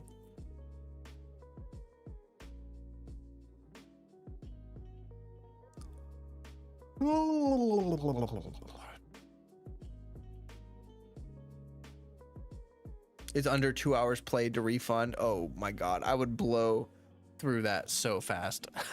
yeah, okay. How are you supposed to judge a Monster Hunter game within 2 hours of gameplay? Yeah, it does. Oh. Like how are you supposed to judge a Monster Hunter game within 2 hours? That's crazy. That's like nothing. That's like 1% of how much I've played Monster Hunter World. And that's not even a lot of hours. Like I know many people who have many more hours in Monster Hunter than me. The last title update for Sunbreak was last week. That's just the tutorial. Exactly. Like you're just getting started at that point. Like, my god. Like I feel like for most people, I think, okay, Monster Hunter World, I think it doesn't get really hard until you get to like Diablos and stuff. And that's like, I mean, you're like 20 hours, 30 hours in when you fight Diablos if you take your time with it. So at that point, like you've already basically played, like for some games, like that's the whole game. You know. But yeah, on it, I mean, I kind of like that. Like I feel like the pacing is actually good for Monster Hunter games because it always feels like you're working towards something. I think in a lot of games they have a tendency to give things away too easily or like make goals too achievable so that like you just get done with everything and then you're like, well, I guess I'm done. That's just Steam's general policy, and not sure if other companies have longer times. They might. They might. Hunter rank 771, Master rank 524, anomaly reason 214. I don't know how those. I don't really know what those mean.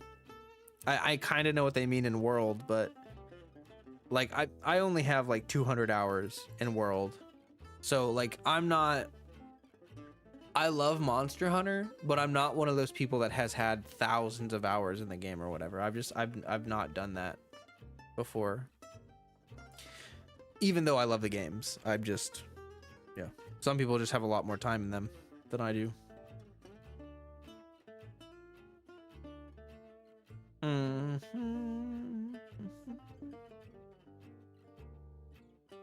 In Sunbreak, anomaly research is the end game. Oh, okay.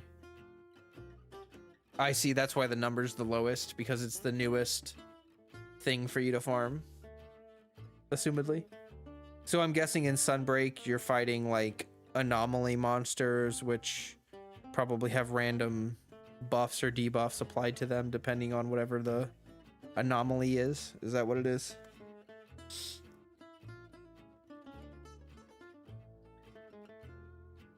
When does the sale end? Let me see.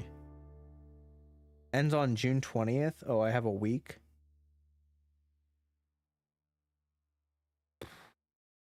I don't know. I might get it. I might get it. I was gonna wait until the game after Rise. Like I was gonna play World and just skip Rise and then do that. But I think what I'll do, maybe, I'm not sure, is I'll play World on stream on variety weekends, and then I'll play Rise maybe on my own time if I buy it.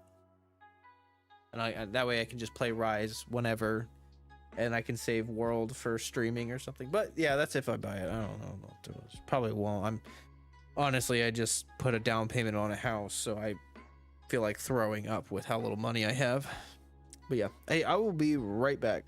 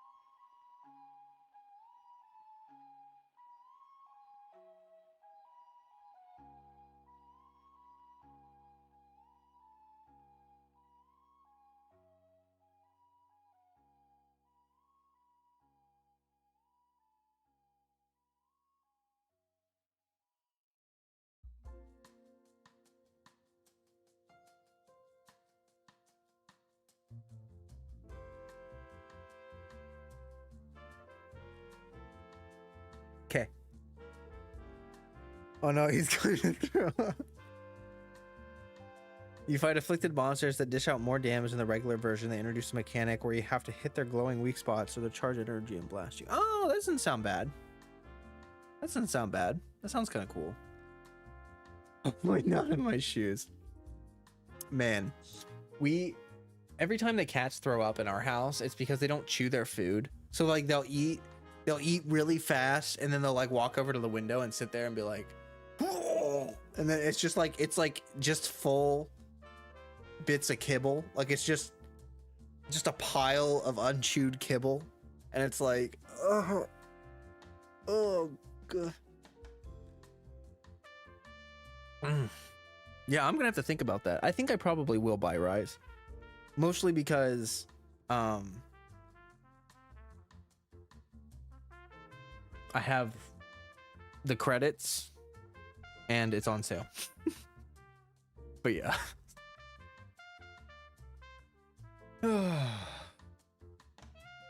You were late.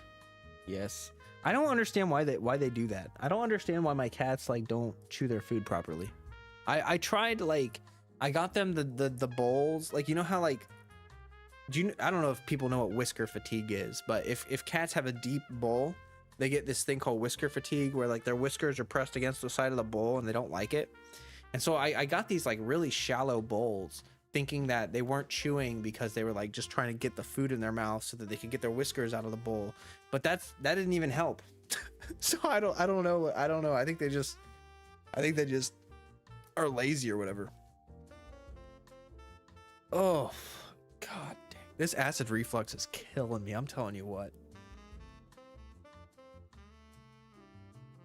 I need to like go take some Tums. I need to go take some Tums. Ugh. It's been like 3 hours, 3.5 hours. Oh my God.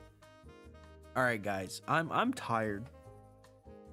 I'm tired. And I'm gonna go take some Tums and lay down. Because my stomach doesn't feel good. But yeah, I had a great stream with you guys. I had fun. It was a good time. I appreciate all of you. If you haven't dropped a like, drop a like. If you haven't joined the Discord, join the Discord. And you know what? That's gonna be that's how I'm. Yes. So